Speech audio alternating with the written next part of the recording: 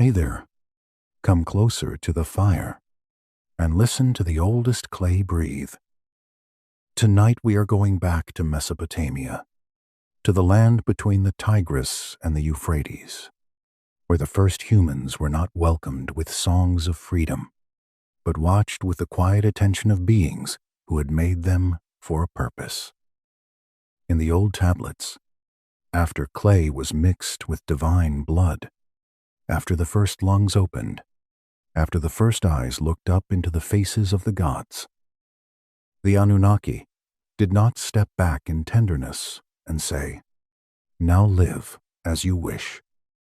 They looked at the new creatures and asked what burden they could carry. That is the dark little doorway into this story. If you enjoy these slow journeys into ancient mysteries, leave a like and subscribe so the fire can stay lit for the next night. Now settle in. Let the room grow dimmer. Let your shoulders rest. Let the sound of the present world move a little farther away. We are going to the beginning of work, to the wet earth before the first great cities, where human breath first rose over canal mud. Before humans, the gods worked. That sounds almost strange to us, because later stories often place gods above weariness. But the Sumerian imagination was older, polytheistic, and less polished. Its gods organized the world, and the world was heavy. Rivers had to be guided. Canals had to be dug. Fields had to be opened. Soil had to be carried. Water had to be managed. Even divine order required labor. The lesser gods, the Igigi, bore that labor. Picture them at dawn, if such beings can be pictured at all. They stand knee-deep in mud, under a wide, pale sky. Reed beds rustle nearby. The air smells of river water, clay, sweat, and warm grass. Their tools strike earth again and again. Baskets cut into shoulders. Mud slides down legs. Water pools where the banks have been broken. A canal does not care whether the hands that clear it are divine. Silt returns. Walls collapse. The river keeps pressing against whatever shape has been given to it. Day after day, the Igigi dig. Night after night, they remember they will dig again. The work continues for ages. The tablets speak in the language of burden, and even when the lines are damaged, the feeling survives. The junior gods grow tired. Their patience thins. Their tools become hateful in their hands. They are not lazy. They have simply reached the edge where service becomes rebellion. Honestly, I have always found this scene almost painfully human. Before human workers existed, the gods had already discovered exhaustion, resentment, and the terrible thought that those above them were sleeping while they labored. At last, the Igigi revolt. They burn their tools. The fire is low and angry in the dark. Wooden handles char. Baskets collapse into smoke. Metal is not the heart of the scene. The heart is refusal. The implements of duty become offerings to rebellion. The tired gods gather and surround the house of Enlil, Lord of command, Lord of the high authority. They come at night, which tells us something. Day belongs to work. Night belongs to fear, whispering, anger, and decisions that cannot be taken back. Enlil hears the disturbance. The house of the great god is surrounded by those who have had enough. The scene is not loud in my mind. It is tense. The kind of quiet before someone speaks too sharply. Enlil, stern and proud, does not like disorder. He does not like being challenged. He is the force of command, and command does not easily understand pain from below. To him, rebellion is a crack in the world. The gods gather in council. Anu, Enlil, Enki, and the great divine powers must decide what to do. Punish the rebels. Perhaps. Restore order by force. Make the Igigi return to the canals. But Enki, the clever one, the deep water mind, sees another path. He does not deny the problem. He does not soothe the workers with soft speeches. He proposes a replacement. Create a new being. Let that being carry the labor. Let the burden of the gods be placed on human shoulders. This is where the story becomes cold. Humanity is not first imagined as a royal guest in creation. Humanity is a solution to an administrative crisis. The gods need the work done. The workers have rebelled. Therefore, another worker must be made. A creature with hands. A creature with breath. A creature with enough understanding to obey instruction, but not enough power to overturn heaven. The tablets call humanity by names that carry the feeling of mixture. Clay and divine blood. Earth and intelligence. Mortal body and something from the gods. In some versions, a god named Wila or Geshtu is sacrificed. His blood is mixed with clay. The clay is not empty dust. It is the living wet earth of the river world, the substance from which bricks, tablets, walls, bowls, seals, and eventually cities will rise. The blood is the dangerous part. It gives mind. It gives awareness. It gives the clay a spark that clay alone cannot hold. Ninhursag, also remembered as Nintu or Mami in related traditions, becomes essential here. Enki can plan, but birth must pass through the mother power. She is the one who knows bodies. She works with the clay mixture. She divides it with ritual care. 14 portions are made, 7 male and 7 female. Not one lonely man. Not one silent woman formed afterward. A small first generation.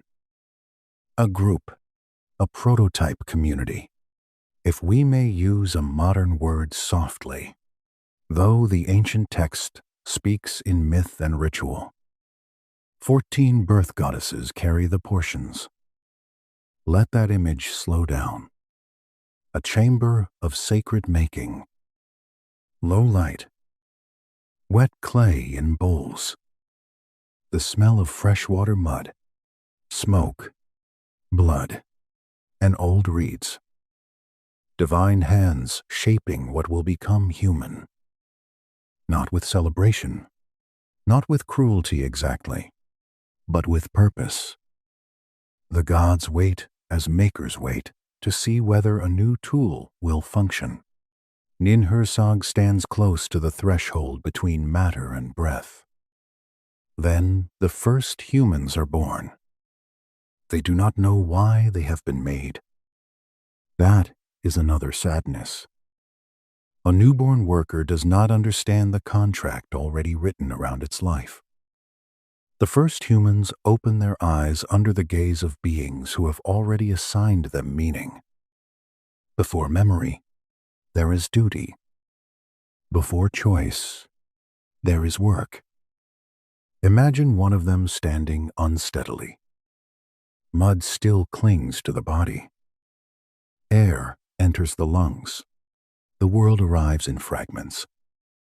Light, sound, wet earth under the foot, the smell of river plants, the shapes of gods watching.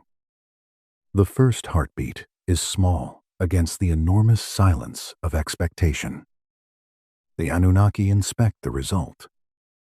Can these beings stand? Can they learn? Can they carry tools? Can they reproduce? Can they serve? In the old story, they can. And that answer changes everything. The Igigi are released from the crushing labor. The divine strike ends. The burden passes downward. Human beings step into the place left by exhausted gods. That is the beginning of civilization in this mythic memory, not as a dream of progress, but as relief for heaven. Outside the divine chamber, the land waits. The canals still need clearing. The fields still need water. Levees still need reinforcement. Mud bricks must be shaped. Grain must be grown. Temples must be supplied. The gods have made a species that can work, and the world immediately begins to close around that purpose. The first human day is not gentle. It begins with mud, a canal bank at sunrise, feet sinking, hands learning the weight of tools, baskets filled with wet earth, the shoulders discovering pressure, the spine discovering repetition, the breath finding rhythm. Scoop, lift, step, empty, return, again, again, again. This rhythm is older than written history. It is the pulse beneath the great cities. Without canals, the fields fail. Without fields, grain fails. Without grain, bread and beer fail. Without bread and beer, temple fail. Without temples, the gods are not fed. So the human body becomes the hinge between river and heaven. That is the severe beauty of Mesopotamia. Everything rises from mud, but nothing is only mud. A clod of earth becomes a brick. A brick becomes a wall. A wall becomes a temple. A temple becomes a house of a god. A tablet of clay becomes a record. A record becomes memory. A human made from clay becomes a worker, then singer, scribe, builder, morne, revel, and questioner. But at the beginning, the gods see mainly labor. The Anunnaki begin teaching. That is where the story grows larger than simple servitude. A worker with no knowledge is inefficient. A human must know how to manage water, plant barley, bake bread, brew beer, tend animals, weave wool, build walls, fire pottery, count goods, remember offerings, and listen to authority. So the gods divide knowledge into domains. One divine power governs rivers, another fish, another storms, another grain, another animals, another building. another writing. The world becomes a curriculum. Enki, wise lord of water, orders, functions, and assigns powers. The fields receive divine care. The canals receive divine overseers. Grain has a goddess. Herds have guardians. Brickwork has its patrons. Writing is watched by Nisaba, goddess of grain and tablets, because grain and writing are closer than they first appear. When grain is stored, it must be counted. When counted, it must be remembered. When remembered beyond the body, clay receives marks.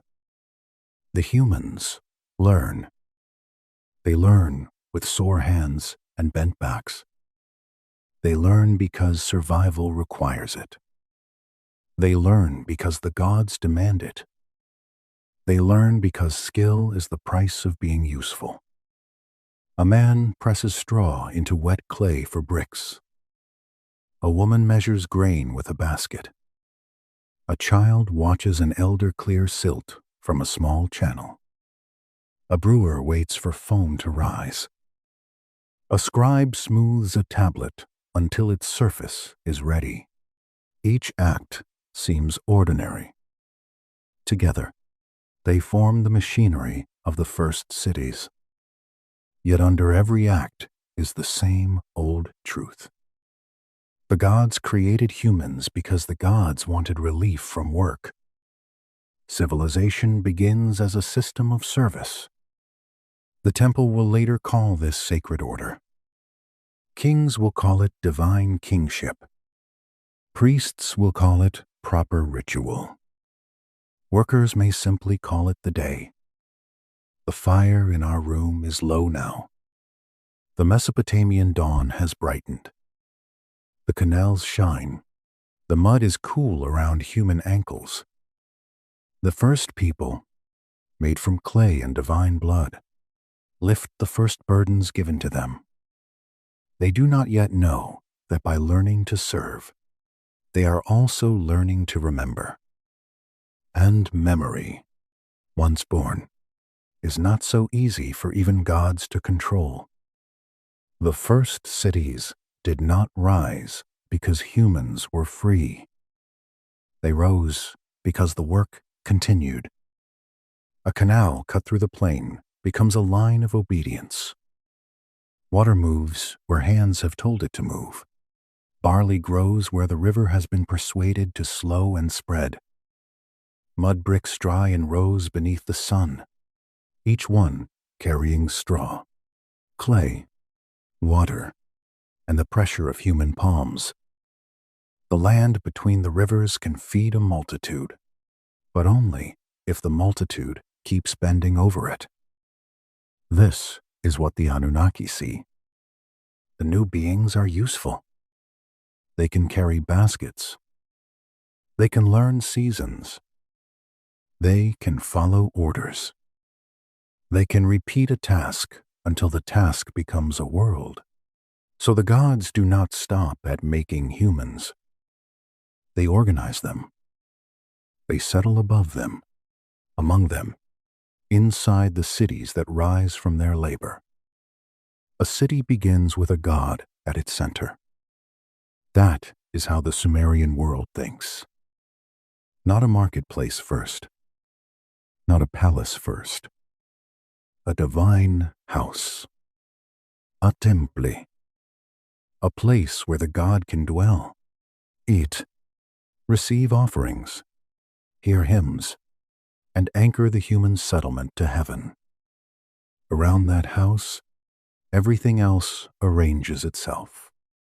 Fields, workshops, storehouses, kitchens, streets, courtyards, scribes, brewers, bakers, weavers, shepherds, priests, kings. The god does not merely inspire the city. The god lives there. Enlil has Nippur, Enki has Eridu, Inanna has Uruk, Nanna has Ur, Utu has Sippar and Larsa. The names vary across time and tradition, but the pattern remains steady. Each city belongs to a divine power. Divine power has a house. Each house must be maintained by human labor. That is the next stage after creation. The Anunnaki become residents. To understand this, we have to let go of the modern idea that a temple is only a symbolic building.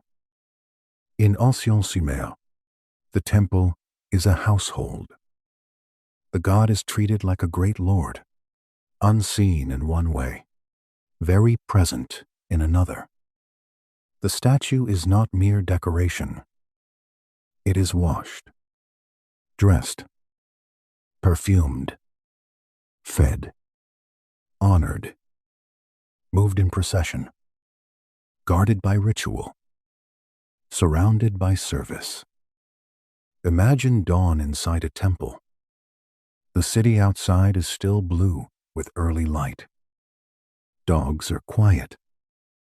The canal water moves slowly. In the temple kitchen, bread is already being prepared. The smell of grain rises with smoke. Beer jars wait in cool storage. Dates lie in baskets.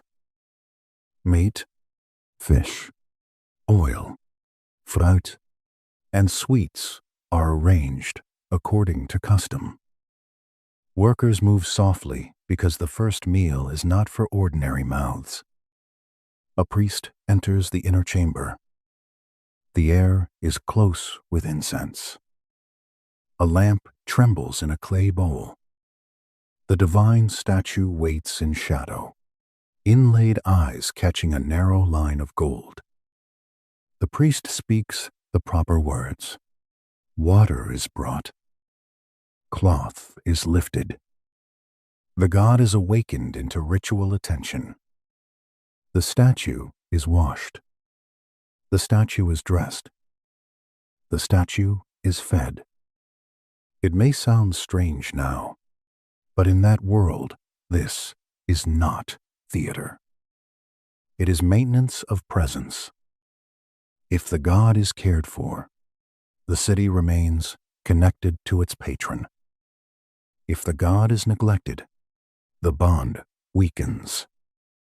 If the bond weakens, harvests may fail, enemies may come, dreams may darken, omens may turn bitter. The human day is tied to divine appetite, bread for the god, beer for the god, cloth for the god, songs for the god, the workers who bake, brev, weave, carry, and record are not outside religion. Their labor is religion in material form. The temple does not float above the economy. It is the economy, sacred and practical at once. Honestly, this is where the Anunnaki system becomes most brilliant and most unsettling. The gods do not need to stand over every worker with a command. The temple makes the command daily. The city wakes and already knows what must be done. A baker needs dough because the god must be fed. A brewer checks the jar because the offering must be ready. A shepherd counts animals because the temple owns flocks. A weaver measures wool because the divine household needs garments. A scribe presses wedges into clay because the flow of goods must be remembered. A farmer clears a channel because temple fields need water. The whole city becomes a body serving one sacred center. The Sumerian temple could own land, manage stores, employ workers, receive goods, and distribute rations. It could act as kitchen, warehouse, school, court, archive, and palace of the divine. This does not mean every person lived in the temple, but many lives passed through its demands. Grain came in. Bread went out. Labor was counted. Offerings rose. The god remained fed, and the city remained in order. Order is the word the Anunnaki love. Order after divine rebellion.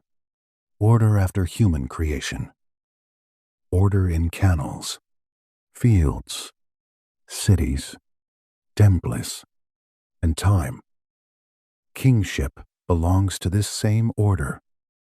The Sumerian king list says that kingship descended from heaven. That phrase is small enough to miss if one reads too quickly, but it carries the weight of the whole political world. A king does not rule simply because he is strong. He rules because the gods have placed kingship on earth. Power must descend. A king climbs a temple stair at morning. His robe moves in the wind. Dust clings to the lower edge. Attendants carry offerings behind him. Priests wait above. The city watches without watching, because the king belongs to them and also stands above them. When he kneels before the divine image, his body becomes smaller than his office. He rules humans, but he serves the gods. This is how divine control passes into human administration. The Anunnaki do not need to speak directly to every farmer. The king comes. The priest confirms. The scribe records. The worker obeys. Heaven becomes a structure on earth. There is a hierarchy. Gods at the top. Great gods above city gods. Priests as mediators. Kings as chosen rulers. Scribes as keepers of memory. Craftsmen and farmers as hands of the system. Ordinary people as the living foundation. The old tablets do not present this as oppression in our modern language. They present it as cosmic order. The world has levels. Heaven, templa, palace, field, underworld. Each being has a place.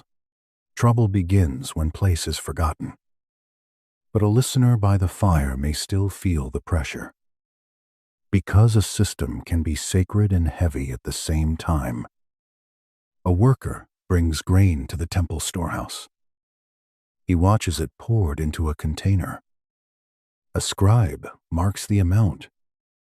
The worker may receive rations later. Bread, beer, oil, or wool, depending on role and period. The exchange is not random. It is measured. Measured things can be managed. Managed things can be controlled. The gods made humans to work. Then humans made records of work. Then records made work durable beyond memory. A damp clay tablet rests on a low table. The scribe holds a reed stylus. The tablet is not large, but it contains a little piece of order. So many measures of barley. So many jars of beer. So many sheep. So many days of labor. So many workers assigned. The marks are plain and repetitive, almost dull. But dull records are often where real power hides. A hymn can tell you what a culture loves. An account tablet tells you how a culture survives. The Anunnaki world survives through accounting. Nisaba, goddess of writing and grain, watches over this connection. Grain must be counted, and counting becomes writing. Writing begins in the practical needs of storage and administration, then grows into myth, law, lamentation, mathematics, hymns, and memory. The gods may have wanted records so offerings and labor would remain ordered, but once writing exists, it begins to hold more than accounts. This is the danger hidden inside the temple school. A child learns to press signs into clay. At first he copies lists, then words, then names of gods, then measures, then myths. His hand aches. The teacher corrects him. The clay can be smoothed and tried again. He does not understand that he is helping build something that will outlast kings. He is only trying not to make the sign badly. Yet the sign remains. The temple system teaches obedience, but it also teaches memory. Memory is never fully obedient. The Anunnaki also use ritual to bind the world together. Daily offerings are only one part. Festivals renew the bond. Processions carry statues through streets. Music fills courtyards. Laments are sung when cities suffer. Purification rites cleanse spaces. Omens are read before decisions. Dreams are examined. If something goes wrong, the answer is sought through divine channels. Fear becomes procedure. That may sound severe, but procedures can comfort frightened people. If a storm destroys a field, one can ask which god was angered. If a child falls ill, one can call a healer, priest, or exorcist. If a king dreams of disaster, diviners can interpret the sign. The world may be dangerous, but danger is not meaningless. It speaks in symbols, and symbols can be read. This is how the Anunnaki remain close, even when unseen. They live in statues. They eat through offerings. They judge through omens. They govern through kings. They speak through dreams. They are everywhere because the system teaches people to look for them everywhere.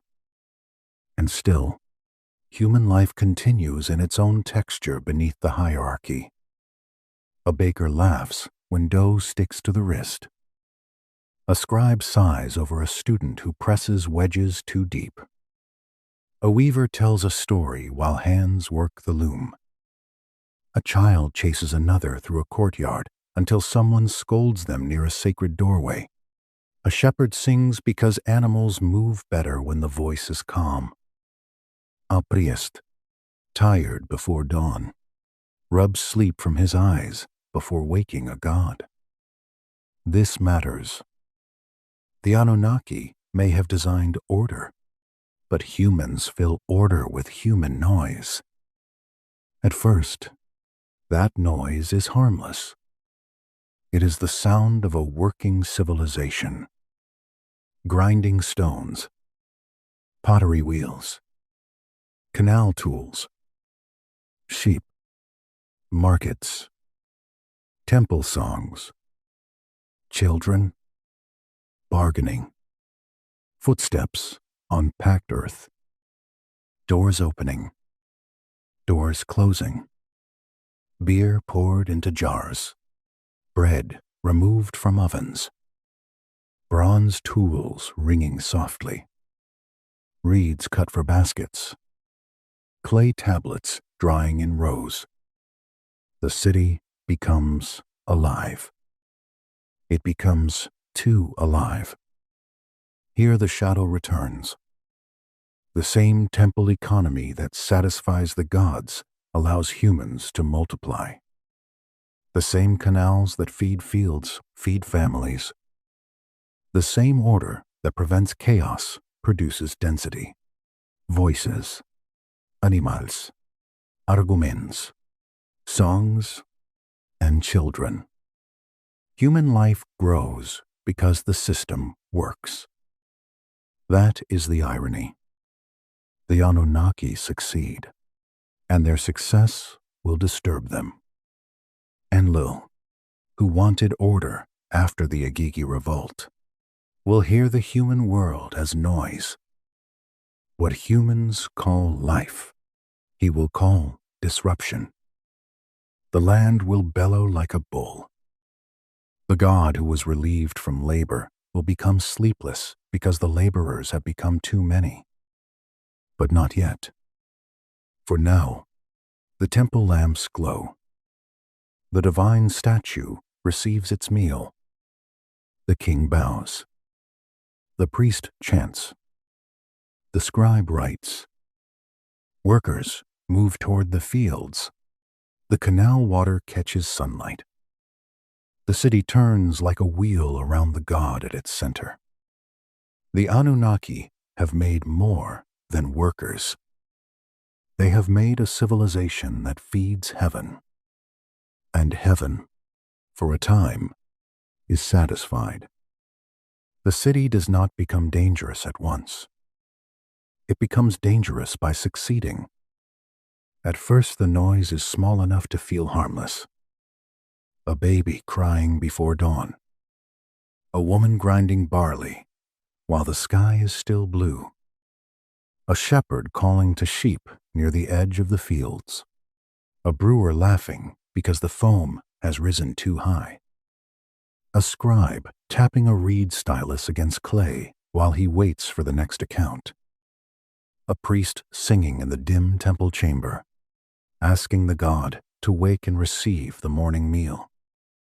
These are the sounds of order.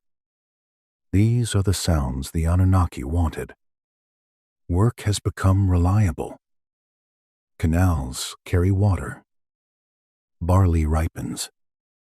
Storehouses fill. The temple kitchens steam with bread and beer. The divine statues are dressed and fed. The king rules beneath heaven. The priesthood keeps the rituals moving. The scribes count what must be counted. The people bring offerings, receive rations, raise children, mend tools, repair walls, and return to the fields when the sun lifts itself over the river plain. For a while, the system works so well that no one notices the danger hidden inside success. More grain means more people. More people mean more houses. More houses mean more voices. More voices mean more noise. The old text says the land bellowed like a bull. That image is not gentle.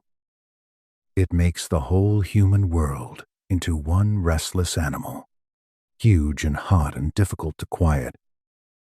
The plain between the rivers no longer sounds like reeds and water alone. It sounds like cities. Grinding stones. Market calls. Animals. Children. Quarrels. Prayers. Doors.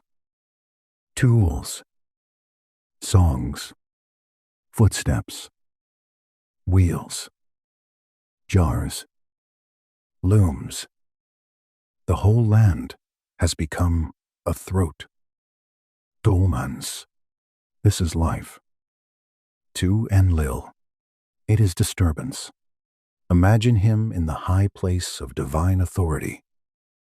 He has already watched the Igigi rebel because the work was too heavy. He accepted the creation of humans because human bodies could carry the burden. Now the burden bearers have multiplied until their own presence becomes another problem. Enlil cannot rest. The sound rises to him like smoke that never thins. Honestly, I have always found this part of the myth colder than the making of humans. Being made for labor is dark enough, but being punished because you have survived too well, that is another kind of darkness. The first humans did what they were designed to do. They worked. They reproduced. They built. They fed the temples. They made the system strong. And then the gods looked at the strength of the system and called it too much. Enlil wants quiet. Not peace exactly. Quiet. There is a difference. Peace leaves life in place. Quiet may remove it. The first measure comes as sickness. The god of plague is sent against humanity. The story names Namtar in the tradition, a power of disease and fate, moving through the land with the softness of something people cannot see until it has already entered the room. We will keep the scene gentle. No harsh images.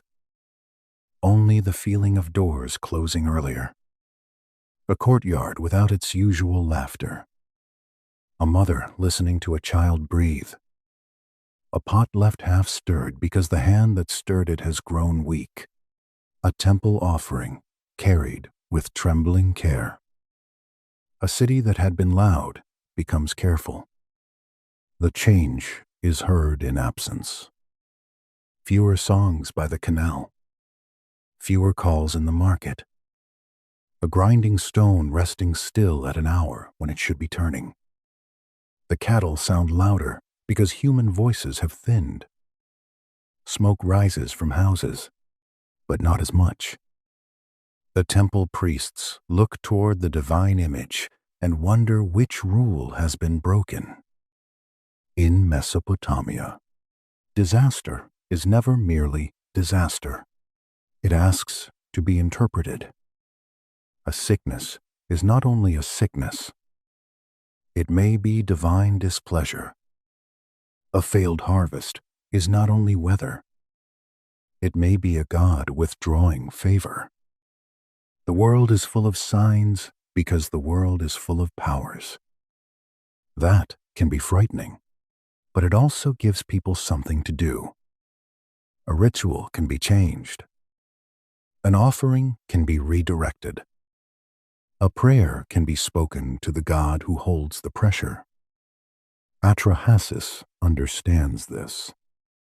He is the wise human in the story, the one who hears more than others hear. His name carries the sense of great wisdom.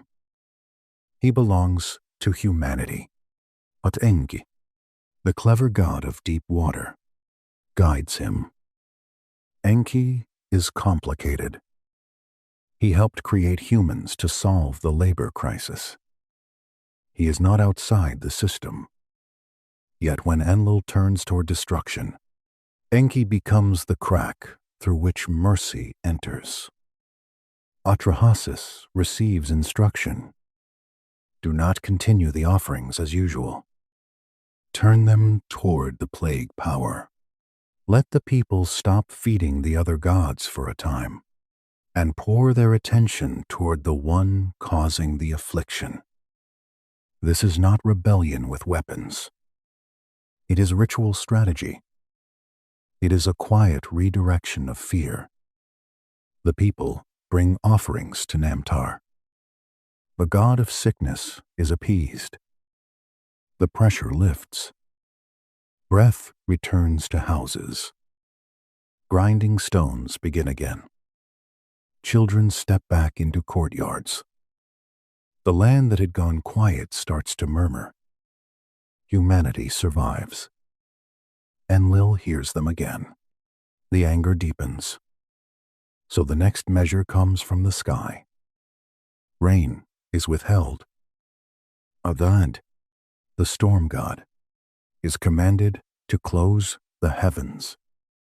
Clouds may gather and pass without giving water. The air becomes hard.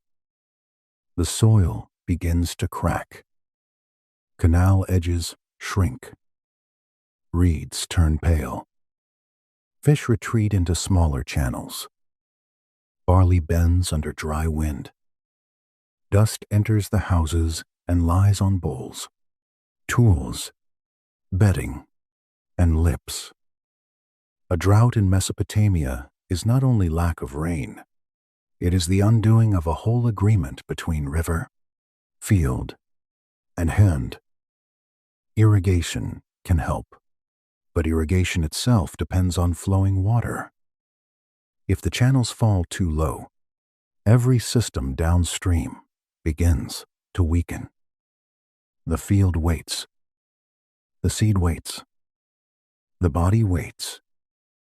The temple kitchen waits. Picture a farmer standing at the edge of a canal that should be moving. His toes are in dry mud where water once touched them. The cracked ground has opened like an old palm.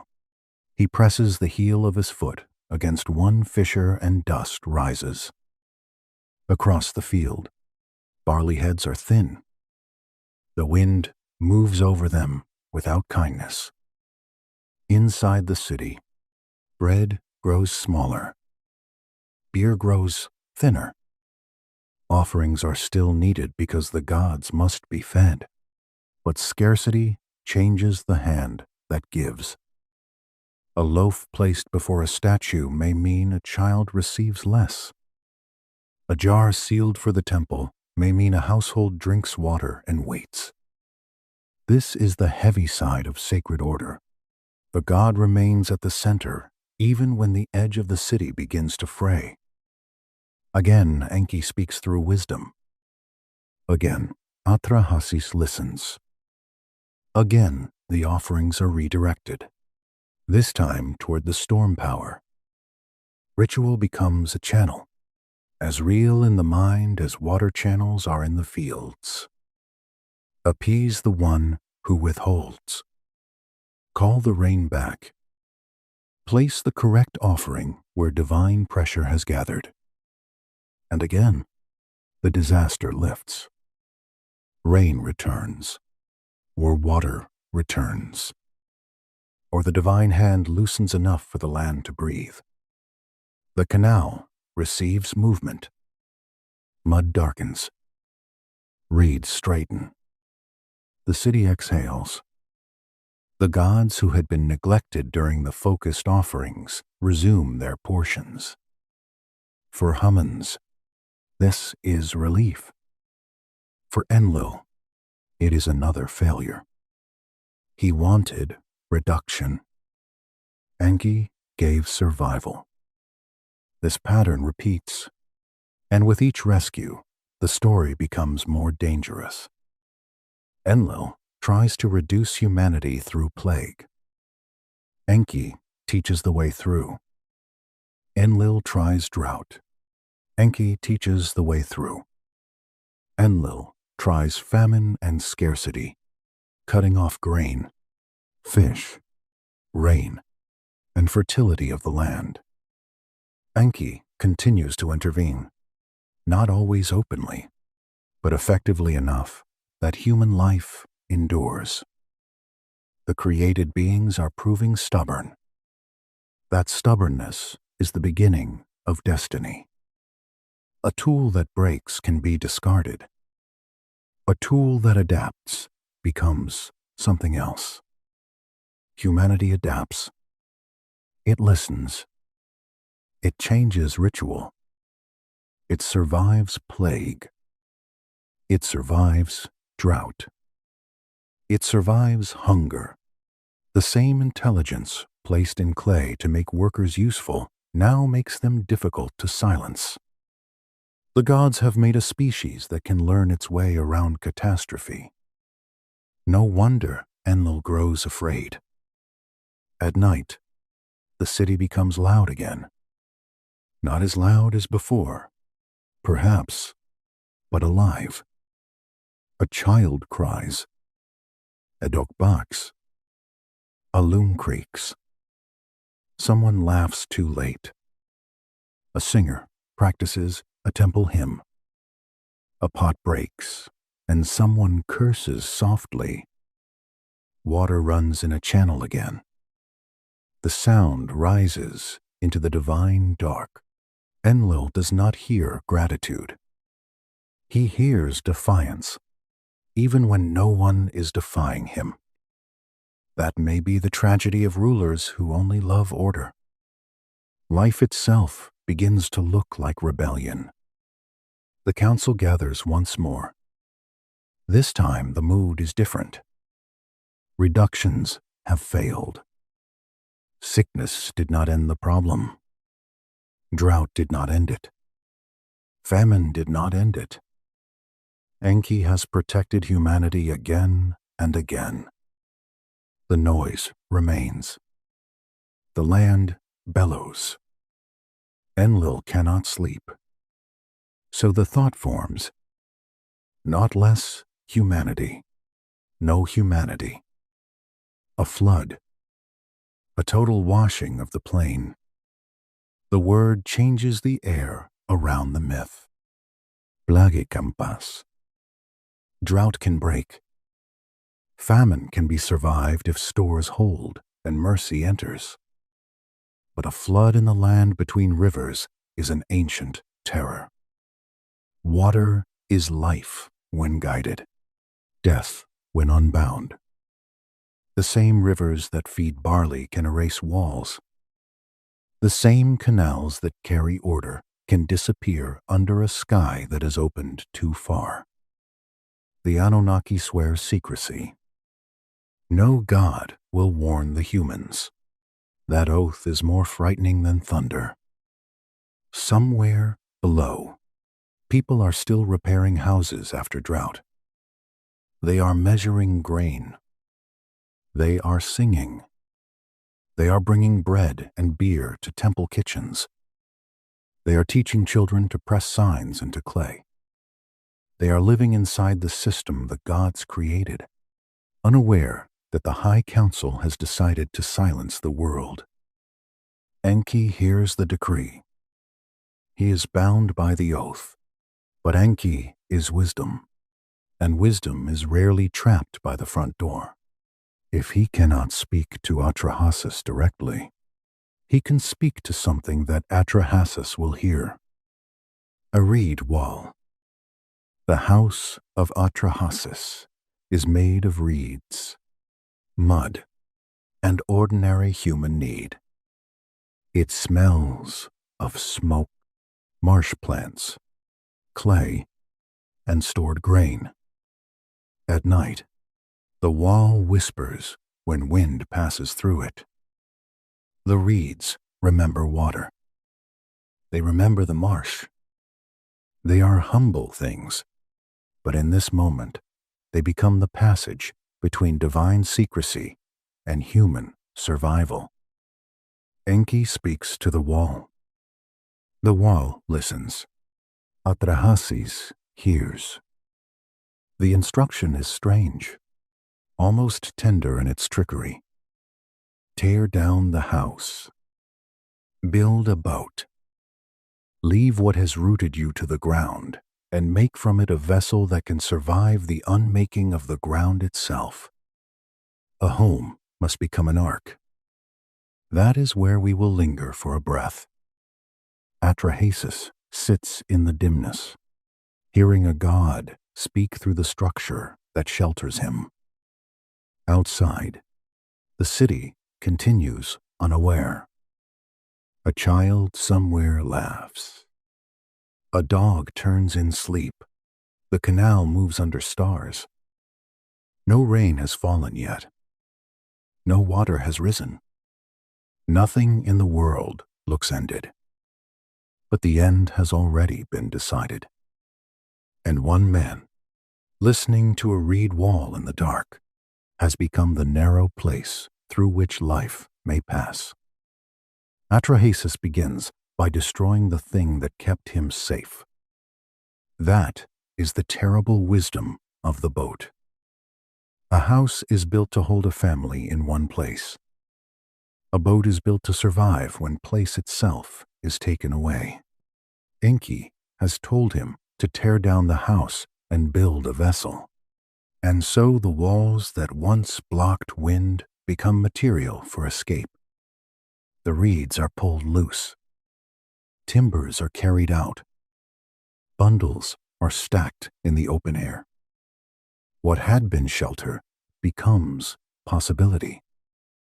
Neighbors may watch from a distance. They may ask why a wise man is ruining his own home. They may laugh softly, or worry, or shake their heads.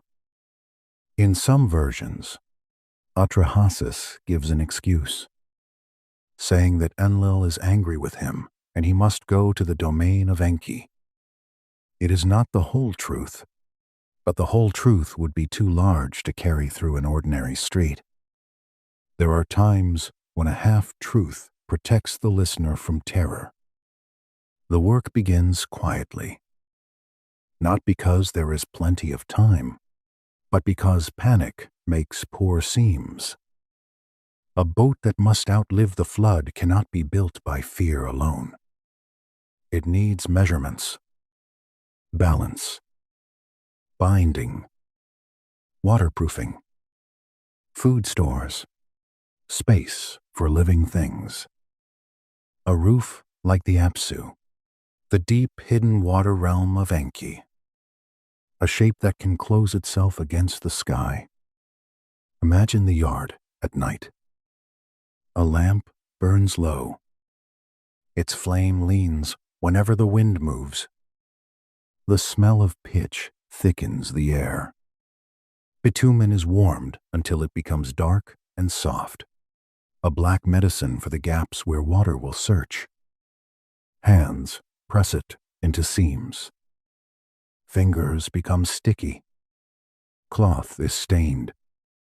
The hull slowly rises, not grand at first, only strange, like a house learning to float before water has arrived. A child watches from the edge of the lamplight. Animals stir nearby. Someone cuts reed bundles to length. Someone carries jars. Someone checks ropes. Someone asks whether the roof will hold. Atrahasis answers, perhaps, or does not. Wise people in old stories often carry loneliness because they know what cannot be shared fully. The stars remain clear. That is almost unbearable. Before a catastrophe, the world can look innocent. The same sky, the same moon, the same smell of river mud, the same neighbors arguing about small matters, the same temple kitchen preparing offerings, the same canal water touching the banks in its ordinary rhythm. Nothing announces that the council of gods has chosen destruction. Atrahasis builds anyway. He gathers family, craftsmen, animals, supplies, seed of life. That phrase is quiet, but enormous. It may mean literal seed. It may mean living creatures. It may mean the principle of life itself, preserved in whatever forms can fit inside the vessel. Grain, birds, cattle, tools, skill, memory, songs, the hands of those who know how to begin again. A boat is more than wood. It is a portable future. The pitch cools. Another seam is sealed. Atrahasis touches it with care. Water is patient. It will search for every weakness. It will find any careless joint. Faith alone will not keep the boat afloat. The mercy of Enki has come as instructions, but instructions still require human work. That detail matters The gods may send warning, but humans must build. The first wind changes. Perhaps there is a smell in it. Wetness beyond ordinary wetness. A heaviness in the air. Animals know before people do, or so people often say. The sky lowers. Clouds gather. The temple smoke presses downward instead of rising cleanly. Someone looks toward the horizon and feels unease without understanding its name. Then the rain begins. At first, the sound may even comfort. Rain after drought is usually mercy. It taps roofs, darkens dust, softens paths. People look up and hope for fields to recover. Children may step into it with open mouths. Farmers may smile. Then it does not stop. The drops grow heavy.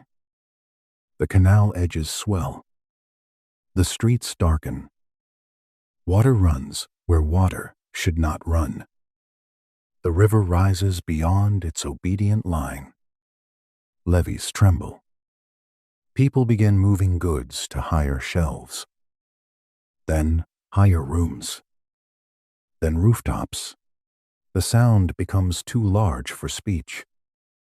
The flood is not ordinary water. It is decision made weather. The old story says the storm god roars. The waters rise. The world that humans maintained through canals and levees becomes unmaintainable. Boundaries vanish. Field and river become one.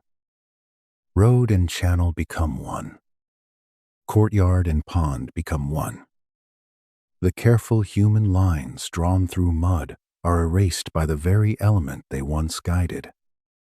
Inside the boat, Atrahasis waits. The door is sealed. The air is close. The smell of pitch, animals, grain, damp wood, human breath, and fear folds itself into the dark. A child whispers and is hushed. Animals shift, hooves and claws uneasy on the floor. Water strikes the outside in heavy hands. The vessel lifts. That first lifting must feel impossible. The ground is gone. The house is gone. The old life is gone. Only the instructions remain. For 7 days and 7 nights, the flood rages. Let the number pass slowly. 7 days. 7 nights. Long enough for the mind to lose count and then return to counting, because counting is all it has. Long enough for the body to learn the rocking of water. Long enough for prayers to become breath. Long enough for every memory of dry land to feel distant. Outside, the human sound, that enraged Enlil, disappears. No grinding stones. No market voices. No canal songs. No temple crowds. No children crying in courtyards. No animals in streets. Only water. And then, in the high places, the gods grow afraid. This is the reversal. The beings who approved the flood recoil from the flood. The water they unleashed becomes larger than comfort. The divine assembly watches the world beneath disappear, and the silence that follows is not the peaceful silence Enlil wanted. It is emptiness. The gods had forgotten what human service meant until service stopped. No bread rises for them. No beer is poured. No incense smoke climbs. No hands wash the statues. No temple kitchens wake before dawn. The noise is gone, but so is the food. Power discovers dependence. The boat rides on. Atrahasis does not see the whole world. He hears it. Water against the hull. Wind above. Wood straining. Animals breathing. Someone shifting in darkness. A jar rolling slightly and being caught by a careful hand. He may press his palm against the inside of the boat and feel the vibration of the flood through the wood. Every sealed seam becomes sacred. Every dry breath becomes evidence that Enki has not abandoned them. Then the storm weakens. Not suddenly. Catastrophe rarely ends with one clean gesture. The sound lowers by degrees. Rain becomes less violent. The boat no longer climbs and falls as sharply. The air inside changes. People listen. Even animals seem to listen. At last, the vessel rests. The silence after the flood is not soft. It is too wide. Atrahasis opens the boat, and the world outside is strange. Mud lies everywhere. The air smells of silt, vetriets, opened earth, broken wood, and the raw mineral breath of a land washed beyond recognition.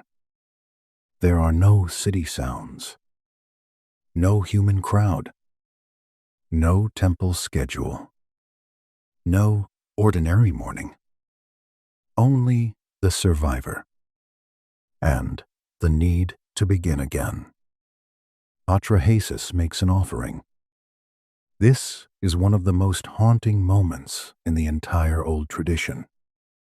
Smoke rises into a world emptied by water.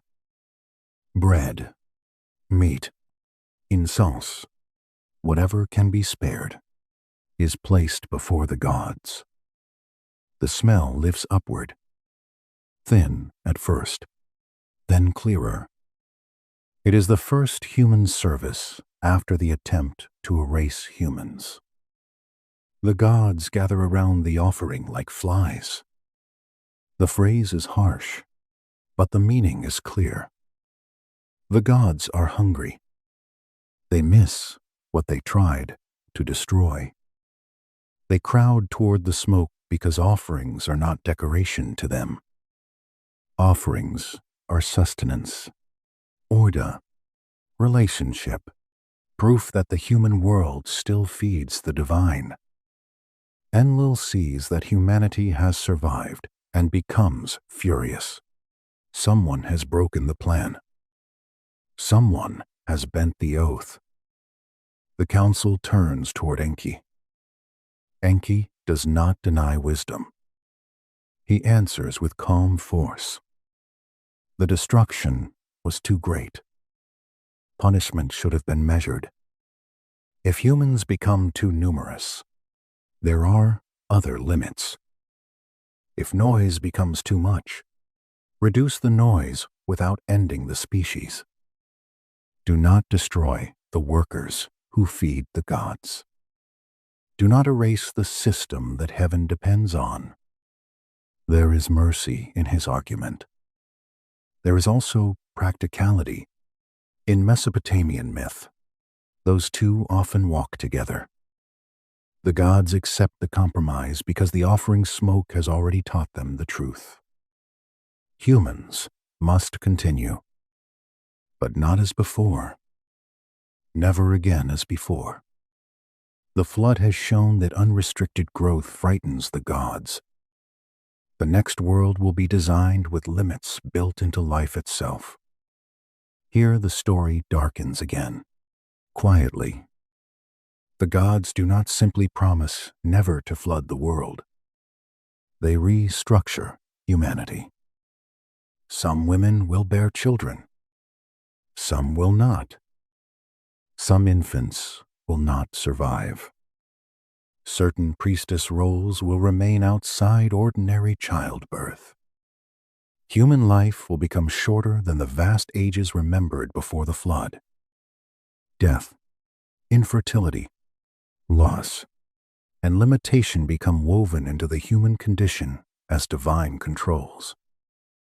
This is not easy to hear, but the old myth is trying to explain why life is fragile, why there is grief in the cradle, why old age comes, why bodies fail, why no family can command the future. The answer the tablets give is severe. Humanity survived the flood, but survival came with boundaries. The first rebuilding begins in mud. Again mud. Always mud. Canals are clogged. Fields are covered with silt. Houses are gone. Storehouses must be counted. Animals must be let out. Tools must be cleaned. Seed must be preserved. The same work returns, but now the world feels thinner. The people have learned that the gods can regret them and need them in the same breath. A canal must be cleared. A brick must be made. An offering must be prepared. A tablet must be pressed. Order returns through repetition, because repetition is how frightened beings make a world habitable again. Atrahasis, or those who follow him, stands at the edge of the washed plain and sees not a blank beginning, but a difficult mercy. Life remains. Work remains. The gods remain. The contract remains, but now everyone knows it can break. The fire beside us glows softly. The rain in the old world has passed. The boat rests. The offering smoke rises. The gods gather close, hungry and uneasy. Humanity has survived its makers, but not escaped them. The next age begins with gratitude, fear, and the first quiet acceptance that to be human is to live within limits set after the water fell. After the water, the world had to learn its own edges again. A field was not quite a field. It was mud, silt, broken raid, scattered seed, and memory. A canal was not quite a canal. It was a scar filled with brown water, waiting for hands to cut it open again. A city was not quite a city. It was a place where people remembered walls, streets, ovens, temple steps, and the sound of ordinary voices before the flood made everything quiet. The gods allowed humanity to continue, but they did not allow humanity to continue unchanged. That is the bitter mercy at the heart of the post-flood world. Enki had saved life through a loophole. Atrahasis had obeyed the voice behind the reed wall. The boat had carried the seed of living things over the ruin of the plain. The first smoke had risen. The gods had gathered around it, hungry, relieved, ashamed, perhaps, though the tablets do not make divine shame easy to hold. Then the council turned toward the future. Never again, Enlil seems to say through the logic of the story. Never again should humanity grow until the land bellows and the gods cannot sleep. Never again should the worker species become so numerous that divine quiet is threatened. If humans must remain, then human life must be measured, narrowed, shortened, and divided by rules stronger than memory.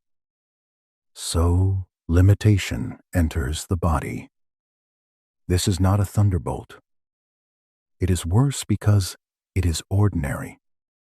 It is written into birth, into age, into the quiet place where a mother waits for a child, into the smaller place where hope waits and does not always open, into the fragile cradle, into the priestess chamber, into the old man who feels time closing around him before wisdom has finished speaking. The old myth explains human sorrow by placing it after the flood. Before the flood, the traditions remember vast stretches of time, impossible kings, lifespans that reach beyond the ordinary human imagination. After the flood, time shrinks. The numbers become smaller. Bodies become briefer. The world becomes closer to the one we know, where a person is born, grows, works, loves, loses, remembers, and disappears.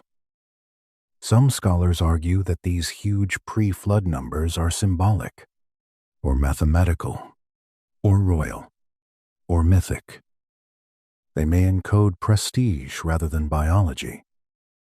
They may mark a world before order was fixed. We cannot be sure. But inside the story, the meaning is clear enough. Something changed after the flood. Human duration was reduced. The old vastness closed. Imagine the first generation after the waters. They are not yet used to the new limits. They still live under the memory of catastrophe. The sky may look too large. Rain may sound too loud on roofs. A swollen canal may make people stop speaking. Children learn the flood as a story before they understand why elders look toward water with such care. A woman brings an offering to the birth goddess. She walks slowly because the ground is uneven. Clay clings to the hem of her garment. The temple walls are being repaired. The air smells of new brick, smoke, and wet reeds drying in the sun. She carries bread, or oil, or perhaps only a whispered request if her household is poor. She asks for a child, or for a child to live, or for the ache of waiting to be seen. The goddess of birth is still powerful, but birth is no longer only opening. It is also withholding. Ninhusak, Nintu, Mami, the mother power behind human making, now stands near the controls that shape human increase. Some wombs open. Some remain closed. Some children grow. Some are taken into silence before names settle fully around them. The myth gives this grief a place in divine order, but a place is not the same as comfort. Honestly, this is where the old story feels most intimate. A flood is enormous, almost too large to feel. But a closed cradle, an empty room, a mother counting breaths in the dark, that is small enough to enter the chest. The tradition speaks of forces that limit birth and survival. It speaks of child-taking powers, of mortality, of certain women set apart from childbirth through sacred roles. Priestess classes such as Ugbaptu, Entu, and Igisitu appear in discussions of the post-flood order, though the details vary by period, city, and office. Some roles carried honor. Some carried restriction. Sacred service could raise a woman in status while closing another path. The myth sees even that as part of the divine arrangement. A priestess walks through a quiet corridor at dawn. Her garment is clean. Her hair is arranged. Her hands are steady.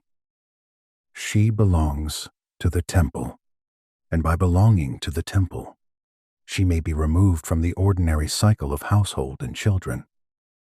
Outside, women carry water, grind grain, nurse infant, scold little ones, trade jokes in courtyards.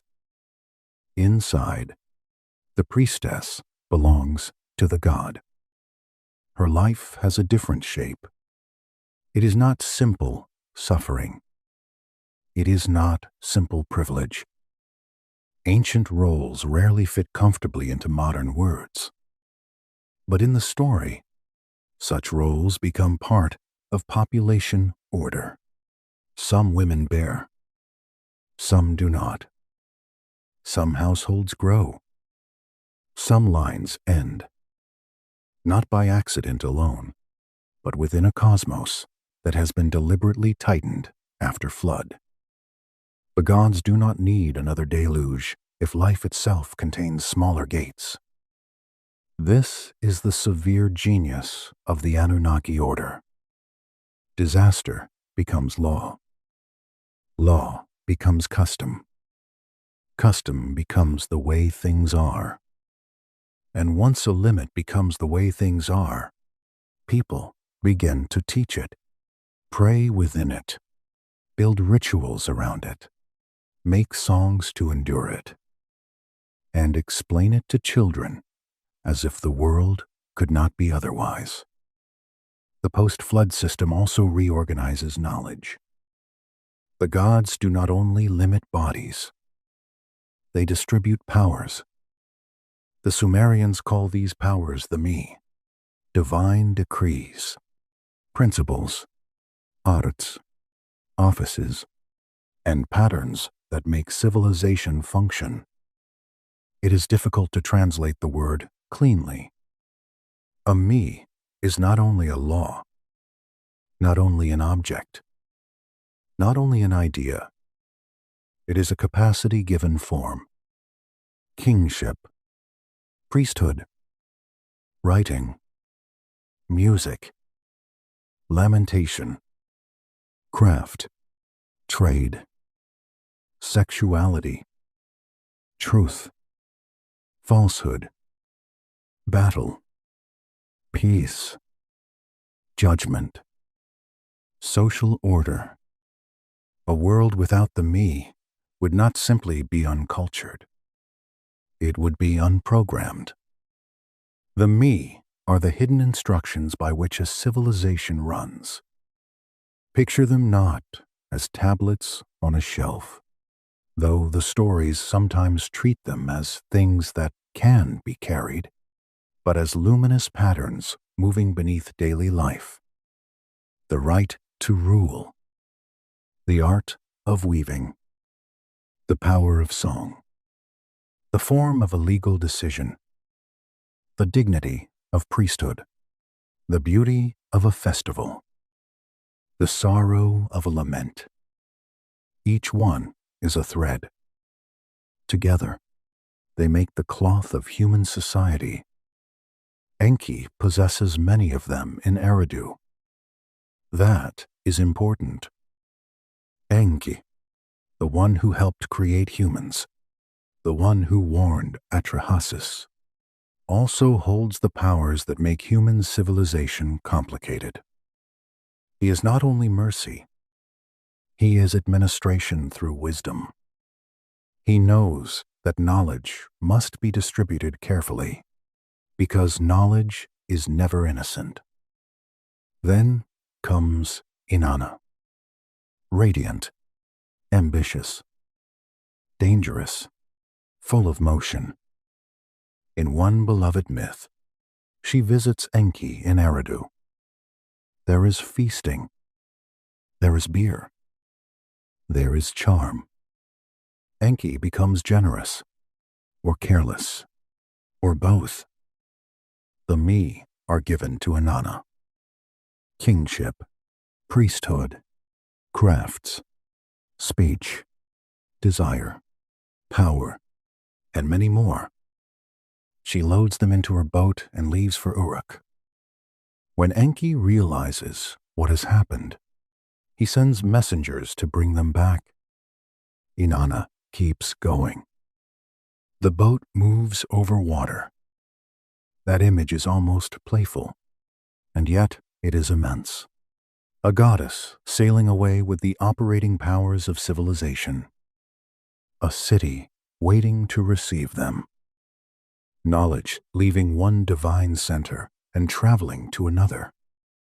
It is theft, transfer, iniciación, politics, and myth all at once. You can hear the river around the boat, the soft slap of water, creak of wood, the heavy cargo hidden under divine brightness. Inanna stands calm, perhaps smiling, while behind her Enki regrets what beer and admiration have allowed. There is humor here, a dry ancient humor. Even gods can make decisions after drinking that they later need assistance to fix. But beneath the humor is the serious matter of control. Who holds the powers? Which city receives them? Who becomes central? Who teaches what? Civilization does not spread like spilled water. It moves through possession, contest, desire, and story. Uruk becomes greater because Inanna brings powers there. Eridu remains ancient and deep because Enki held them first. The cities are not only political places. They are containers of divine functions. This is how the post-flood world avoids becoming one uncontrolled human mass again. Knowledge is divided. Functions are distributed. Cities become specialized. Priesthoods guard ritual. Scribes guard signs. Kings guard law and force. Craftsmen guard technique. Women and men are placed into roles that feel inherited from heaven. No one holds the whole design alone. A weaver needs wool. A shepherd needs pasture. A brewer needs barley. A scribe needs clay. A temple needs offerings. A king needs divine approval. A canal worker needs rations. A mother needs birth favor. A priestess needs purity. A diviner needs signs. Every role depends on another role, and dependence keeps the wheel turning. The Anunnaki no longer need to remake humanity each generation. The system remakes humanity for them. A child is born into a house, a city, a language, a set of duties, a fear of omens, a schedule of offerings, a story of flood, a memory of limits. Before the child can ask why, the world has already answered with ritual. This is how order becomes sleep itself. People lie down inside it. They wake inside it. They dream inside it. At night, after the work has ended, the rebuilt cities glow with small lamps. Mud brick walls hold heat from the day. A mother hums beside a child. A priestess closes a temple door. A scribe stores a tablet before it dries too hard to correct. A king listens to a dream and wonders whether it came from the gods. Somewhere, an old storyteller speaks of the time before the flood, when lives were longer and noise grew too great. The listeners know the ending. They know water came. They know survival was allowed. They know limits followed. The flood becomes not only memory, but warning. It tells every generation that human increase, human sound, human pride, and human disorder can call divine anger down from above. It teaches fear as inheritance. Yet in the same inheritance, another lesson hides. Enki warned Atrahasis. Wisdom found a loophole. The gods could be resisted, not by force, but by understanding the shape of their own rules. That is why the story continues to breathe. The Anunnaki have tightened the world, but the clay people have learned that rules can sometimes be bent, that words can pass through walls, that boats can be built before the rain begins. That knowledge can be carried away in a goddess boat while a wiser god sleeps off his generosity. The post-flood world is smaller, but it is also cleverer. The fire beside us settles lower, and the old plain grows quiet. Canals are being cleared again. Temples are being repaired. Children are being born into shorter lives. Priests are arranging offerings. Inanna is sailing toward Uruk with the powers of civilization hidden in divine cargo. The gods have given humans limits. They have also given them patterns. And patterns, once learned, can become tools. The gods divided the world, and humans learned to live inside the divisions. After the flood, the Great Plain did not return to innocence. It returned to management. The cities rose again, each under its own divine shadow. Nippur ona Enlil, Eridu under Enki, Uruk under Inanna, under Nana, Sipper and Larsa under Utu. Other cities, other gods, other houses, all placed like bright knots in the woven net of Sumer. The Anunnaki did not need to stand visibly in every street. They had cities.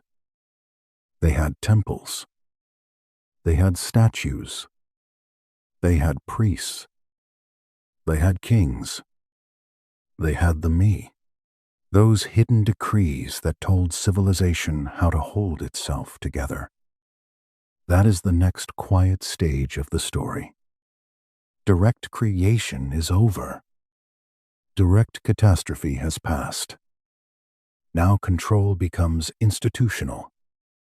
A person may be born, work, marry, pray, fear, dream, eat, and die without ever seeing a god walk across the courtyard. But the divine order is still everywhere.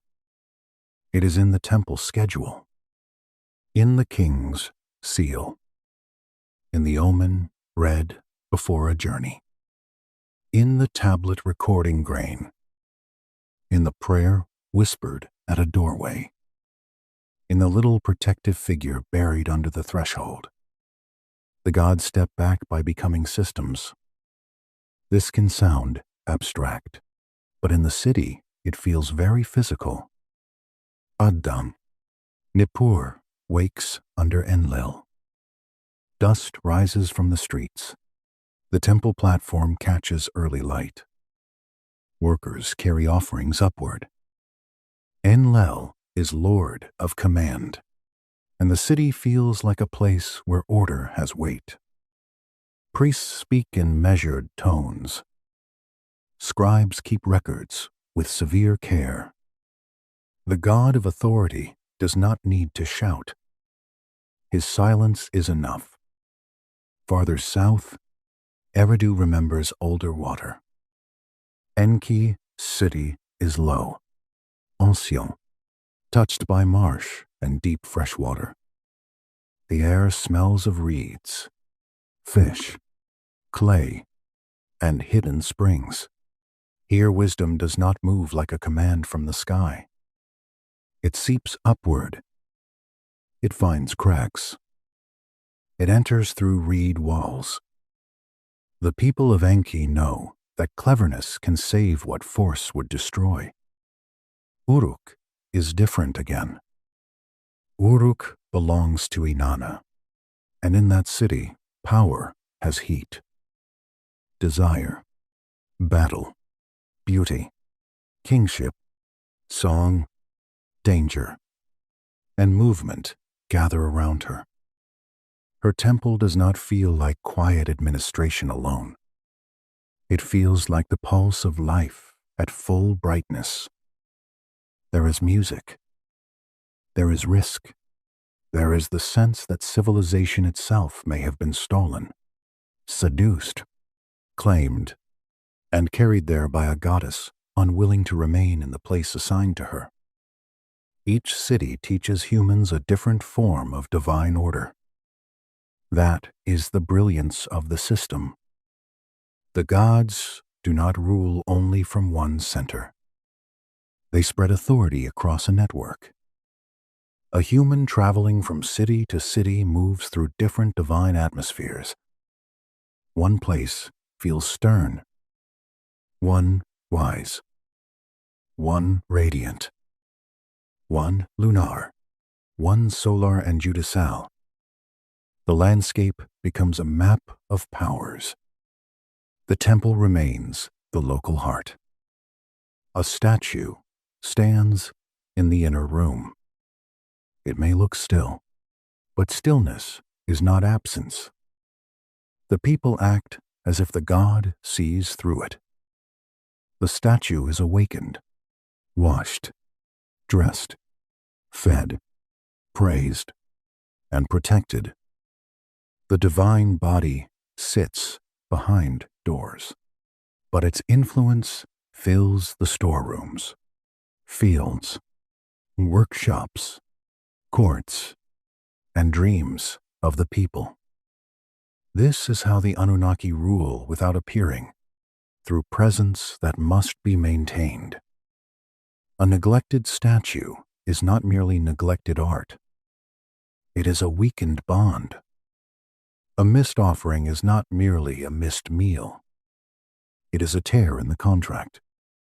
A failed festival is not merely poor ceremony.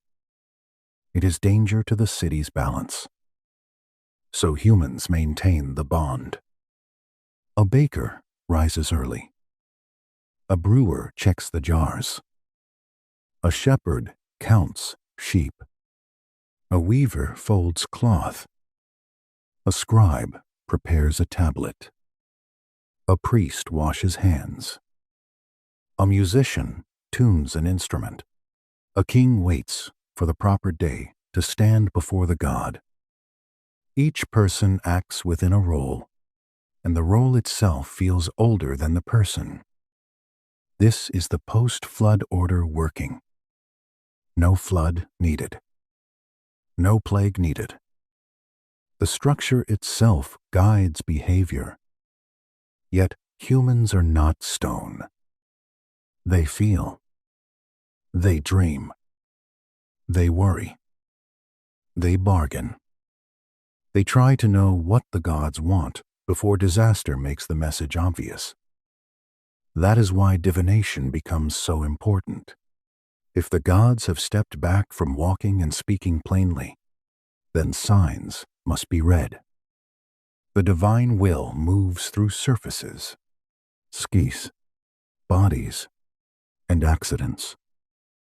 A strange birth, a bird flight, a dream, a storm pattern, oil poured on water, smoke rising poorly, the liver of a sacrificed sheep. The world becomes a tablet. The trained reader becomes necessary. Imagine a diviner before a campaign. The king waits nearby, though not too near. The sheep has been offered.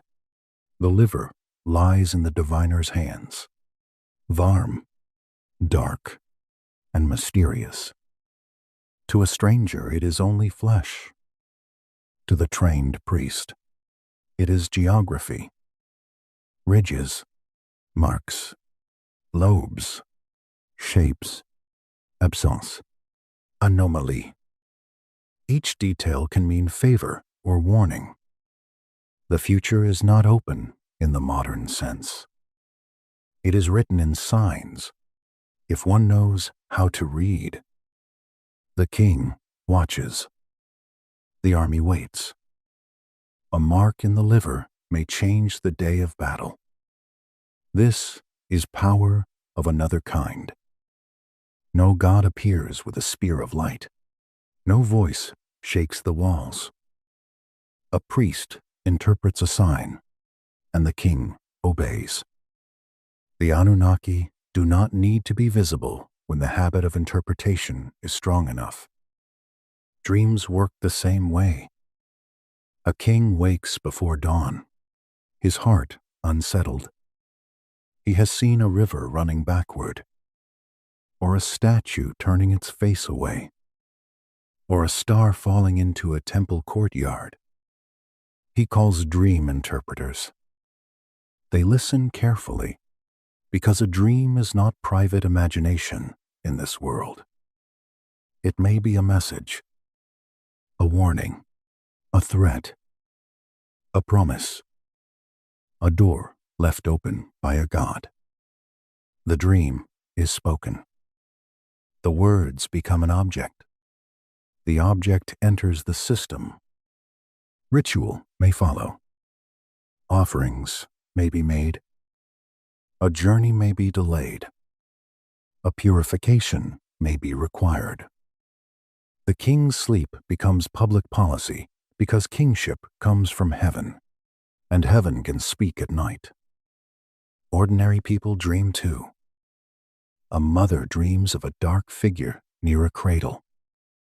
A farmer dreams of dry canals. A scribe dreams of broken tablets. Each dream may be ignored, or feared, or taken to someone who knows. The unseen world presses gently but constantly against ordinary life. This can feel suffocating. It can also feel protective. If danger sends signs before it arrives, then perhaps one can prepare. If a demon has a name, perhaps it can be addressed. If a threshold is vulnerable, perhaps a figurine can guard it. If a child is fragile, perhaps an amulet can help. If a god is angry, perhaps a prayer can soften him. The world is not safe, but it is readable. That is the comfort. At thresholds, small, protective beings are placed. Under floors, figurines may be buried. At bedsides, incantations may be spoken. Names such as Lamashtu and Pazuzu belong to the later Mesopotamian world. Dangerous and protective forces moving around birth, illness, sleep, and fear. Pazuzu can be terrifying in appearance and still be invoked as a defense against something worse. That is very Mesopotamian. The frightening protects against the more frightening. A doorway at night is not only wood and shadow. It is an edge. Edges need guardians. The Anunnaki order extends even into the edges of houses. Temple theology becomes household practice. The great system enters small rooms. It sits by the cradle. It waits near the bed. It stands at the door where wind comes under the threshold. By now, humanity has become far more than the labor force first imagined by the gods. People trade. They write contracts. They standardize weights. They send goods across long distances. They receive cedar from distant mountains, metals from far lands, lapis lazuli from routes that stretch toward the east. They know Dilmun as a place of trade and mythic brightness. They seal jars, mark ownership, argue in courts, appeal to Shamash, the sun god of justice, who sees what is hidden because sunlight misses little. A worker species has learned law. That is not a small change. In the first claymaking, humans were designed to carry burdens. Now they carry obligations, debts, judgments, stories, songs, and maps of trade routes. They send merchants beyond the fields. They measure silver. They record transactions. They accuse, defend, inherit, adopt, marry, divorce, baive, sell, lent, and swear by gods who witness the agreement. The divine system still contains them, but the human world inside it has become intricate.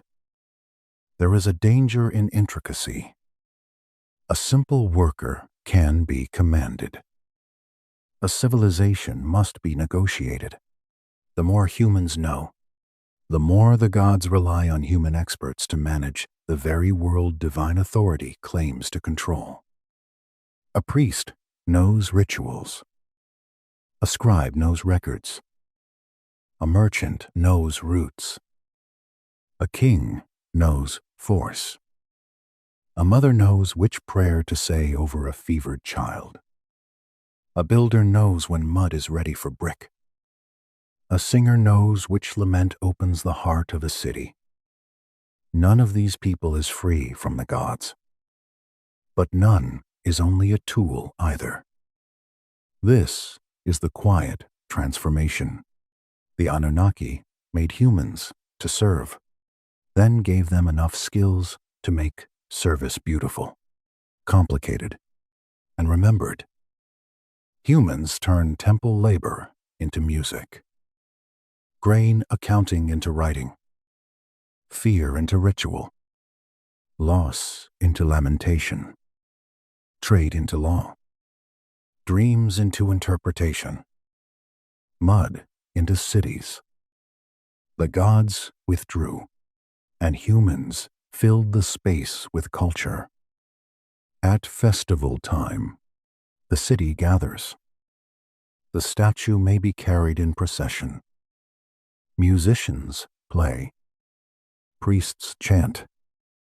The king appears in ritual humility. People line the streets, watching the divine image pass through the human world. For a moment, heaven is not above. It moves among them, carried on human shoulders. The crowd is hushed, then murmuring, then singing. Children are lifted to see. Old people bow their heads. The God who rarely speaks directly is present in form, motion, and ceremony. The festival renews order. It reminds the city who feeds whom. It reminds the king where kingship came from. It reminds the people that the God has not abandoned them.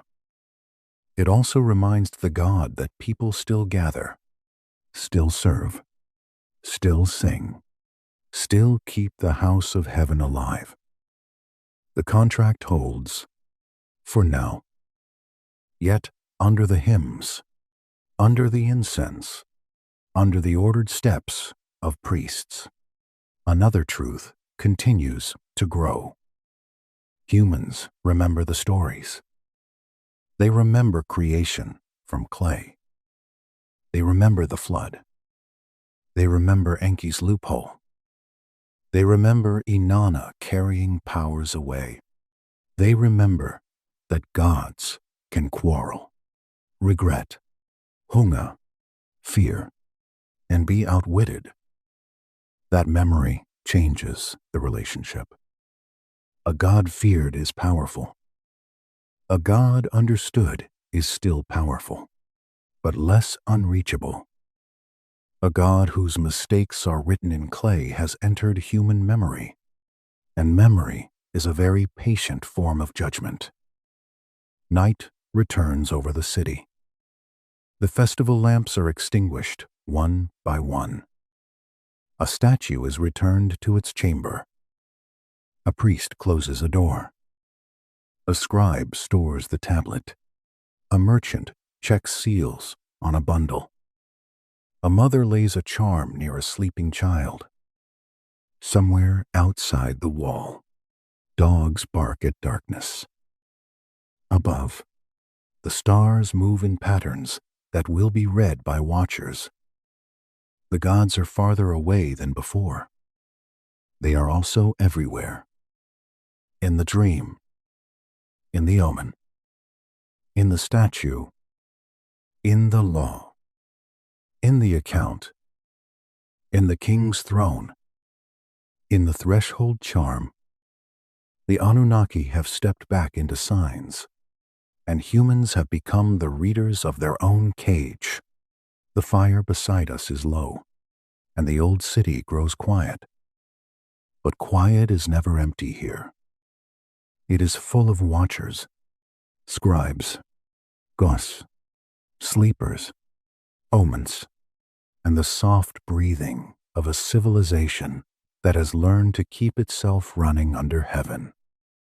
By the time the gods had stepped back into signs, humanity had already learned to live in a world full of messages. A star was not only a star.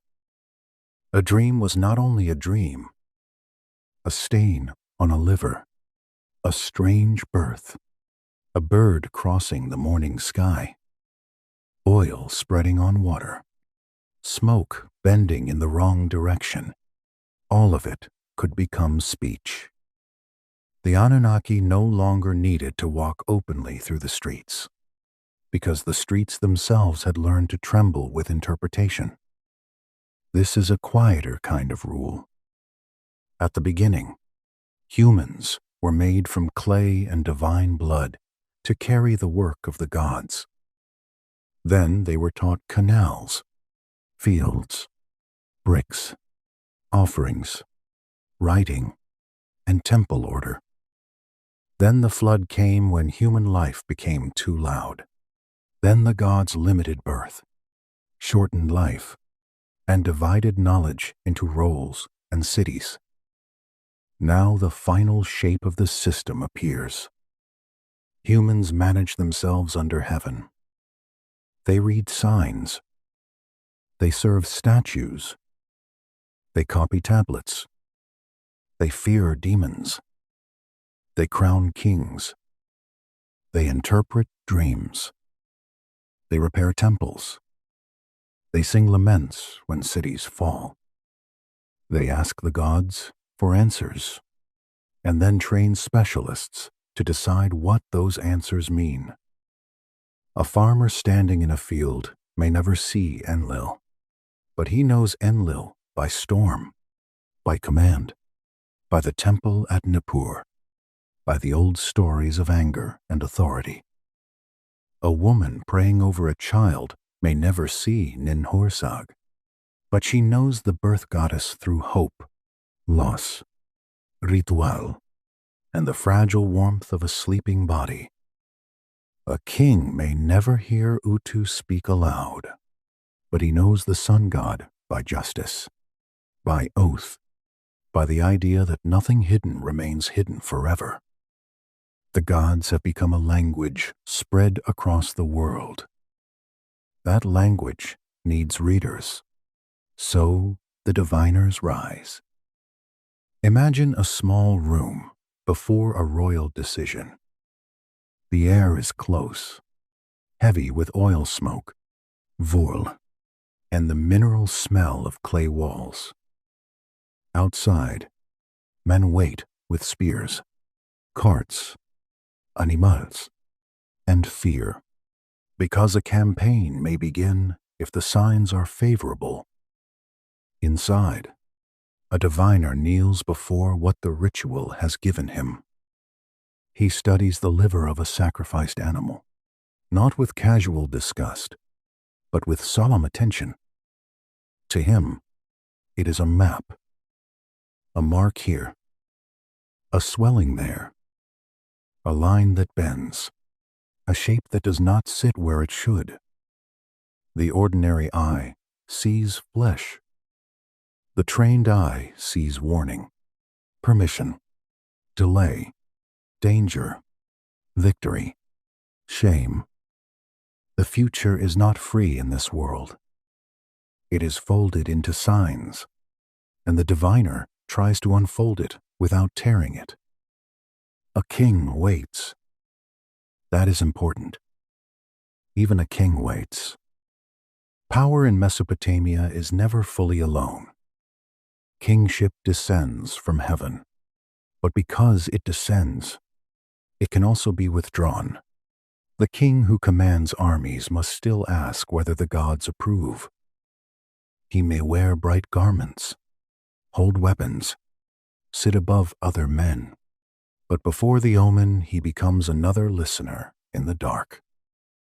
The diviner speaks softly.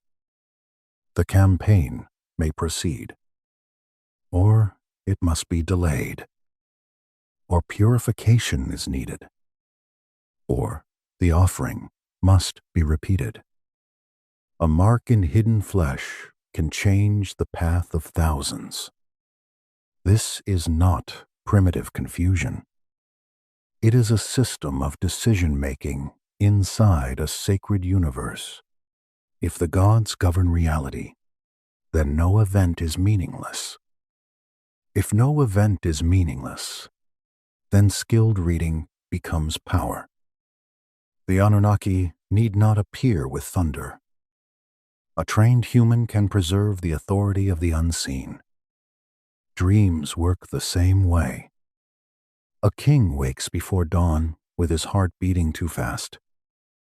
He has seen a temple door closing by itself, or a river flowing backward, or a god turning his face away. The room is still dark. The lamp is nearly out. The king lies there, not moving, because dreams are not private decorations in this world. They may be doors. They may be warnings. They may be the only way a god can speak without entering the room. He summons interpreters. The dream is told carefully. Every detail matters. Direction, color, animal, water, door, voice, silence. The dream leaves the body of the sleeper and becomes a public object. It can change a ritual, delay a journey, confirm a throne, frighten a city. A king may rule by waking, but the gods can reach him while he sleeps. Ordinary people dream too. A mother dreams of a dark shape near the cradle. A shepherd dreams of a wolf that does not bite. A scribe dreams of a tablet cracking in half. A brewer dreams that the beer jar overflows with black water. Some dreams fade by breakfast. Others follow the person through the day, pressing gently at the ribs. In a world filled with signs, even sleep is not entirely private. You know that feeling when you wake from a dream and the room seems to remember it with you. Ancient Mesopotamia turned that feeling into practice. The dream could be weighed, interpreted, answered. Fear was not left to wander alone in the chest. It was carried to someone who knew the old patterns. The priesthood stood at the center of this work. Priests and ritual specialists cared for the gods, guarded purity, conducted offerings, sang hymns, performed exorcisms, prepared festivals, interpreted signs, and protected the thin places where danger entered. The temple was not only a house for the god, it was also a machine for organizing uncertainty, a place where fear went to be named. Naming matters. A demon with no name is only dread. A demon with a name can be addressed. The later Mesopotamian world fills with beings who move around the edges of life. Lamashtu threatens infants. Pazuzu, terrifying to look upon, can be invoked against her. Protective figures may be buried beneath thresholds.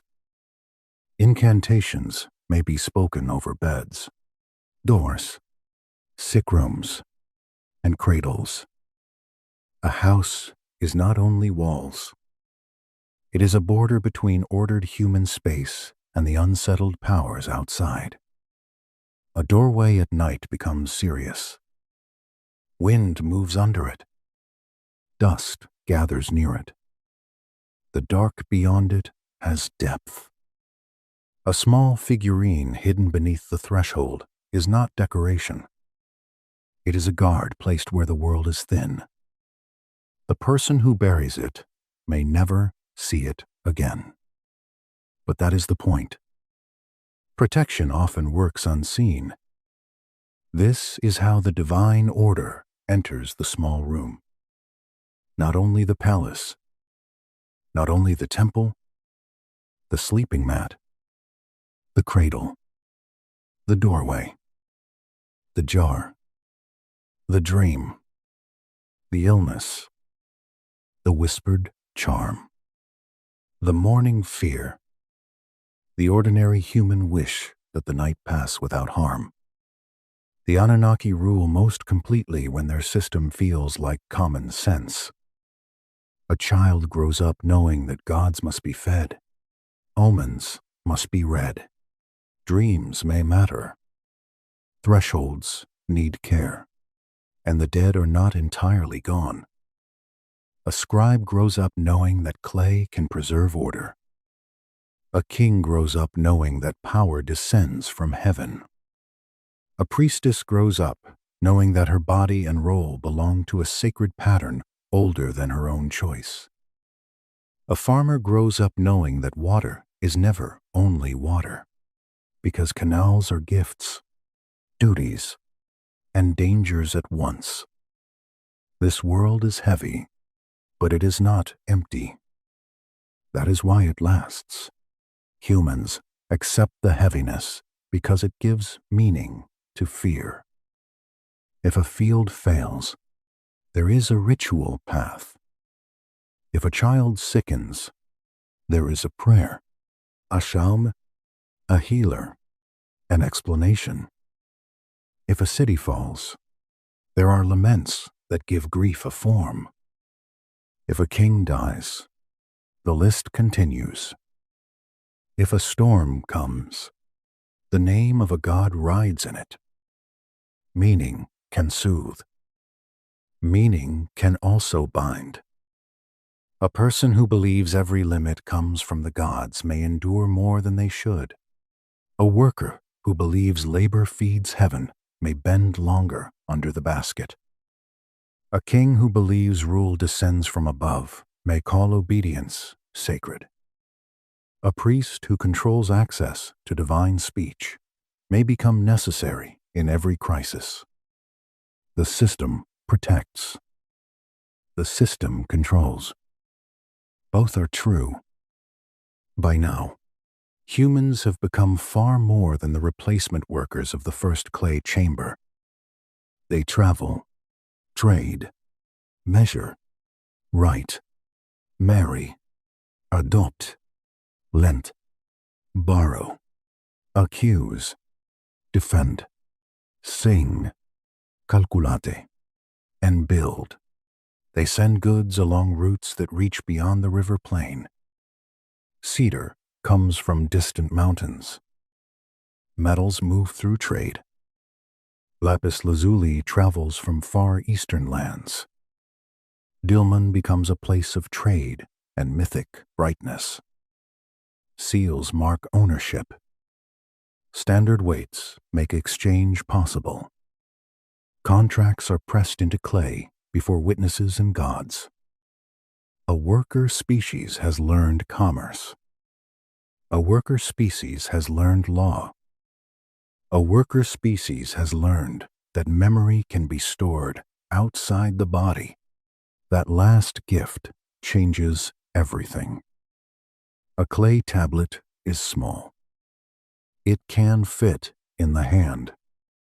It can record a ration of barley, a marriage agreement, a lawsuit, a hymn, a list of kings, a lament for a destroyed city, a spell against a demon, or the story of why humans were made.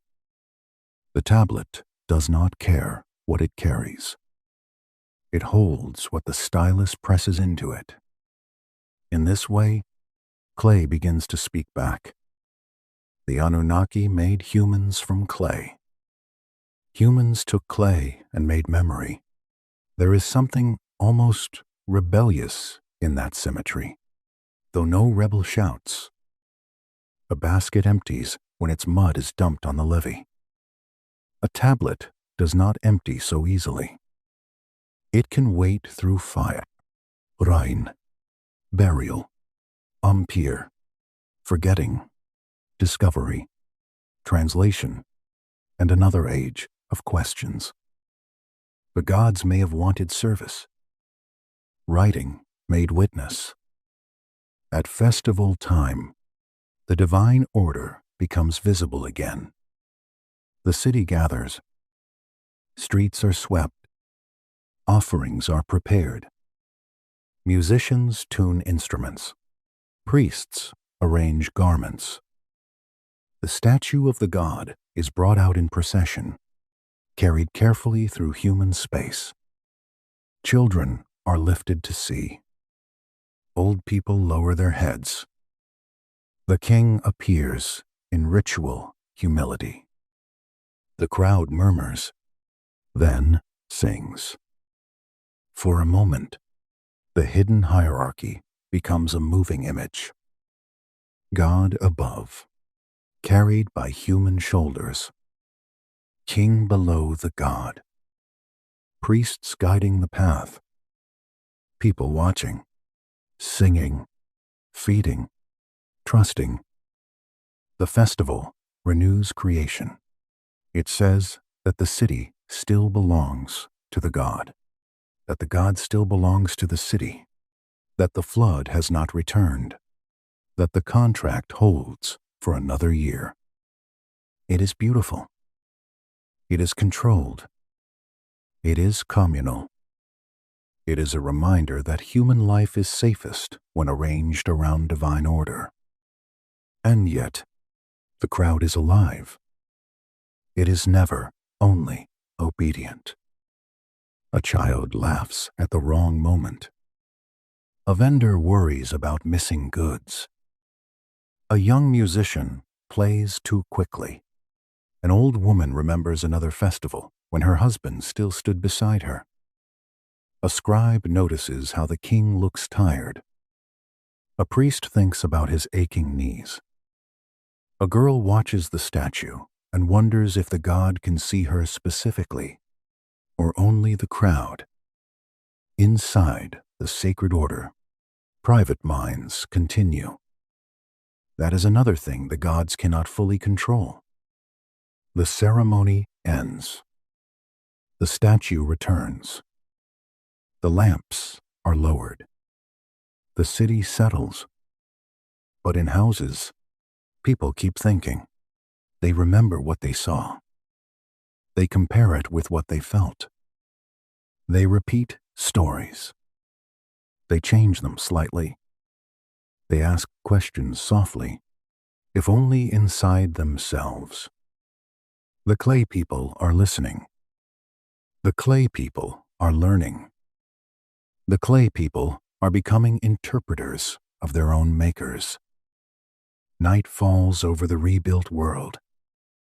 The canal water moves quietly. A threshold figurine sleeps beneath packed earth. A king dreams.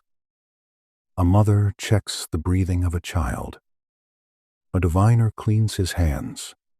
A scribe covers a tablet before it dries too quickly. The temple statue rests behind closed doors, dressed, fed, silent. The Anunnaki are farther away than in the beginning. They are also everywhere. In the dream, in the omen, in the law, in the fear, in the tablet, in the question that has begun to form, slowly, like a mark pressed into wet clay. If we were made to serve, why were we given minds that can wonder? The question does not arrive like thunder. It arrives quietly, almost politely, in the hand of a scribe. He sits near an oil lamp. The flame is small, and the room smells of clay dust, reed fiber, smoke, and the faint sourness of damp walls after a long day of heat. Before him lies a tablet, smoothed and ready. In his hand is a stylus cut from reed. The tool is simple. The act is not. He presses one wedge into clay, then another. The marks are small enough to be overlooked, but they change the scale of human life. A spoken word fades when the breath ends. A clay word waits. It can outlive the speaker. It can sit under rubble while kings vanish, while cities burn, while languages change, while gods are renamed, while the river shifts its course and leaves an old canal dry beneath dust. The Anunnaki may have wanted workers. They got witnesses. That is the final movement of the old story. Humanity begins as relief for divine labor, a substitute workforce made from clay and divine blood. Humans are assigned canals, fields, temples, offerings, and service. They multiply and disturb Enlil. They survive plague, drought, famine, and the flood because Enki finds a way to bend the rules. After the flood, they are limited by death, birth control, priestly roles, shortened lives, and divine decrees. The gods withdraw into omens, dreams, statues, rituals, and institution. But humans keep writing. They write the system that binds them. They write the gods who made them. They write the flood that nearly erased them. They write the loophole that saved them. And in writing, they preserve not only obedience, but evidence. The scribe does not think of himself as defying heaven. He may be devout. He may copy the text because his teacher assigned it. He may believe every word belongs to the divine order. He may fear making a mistake, because scribal schools were not known for gentle correction.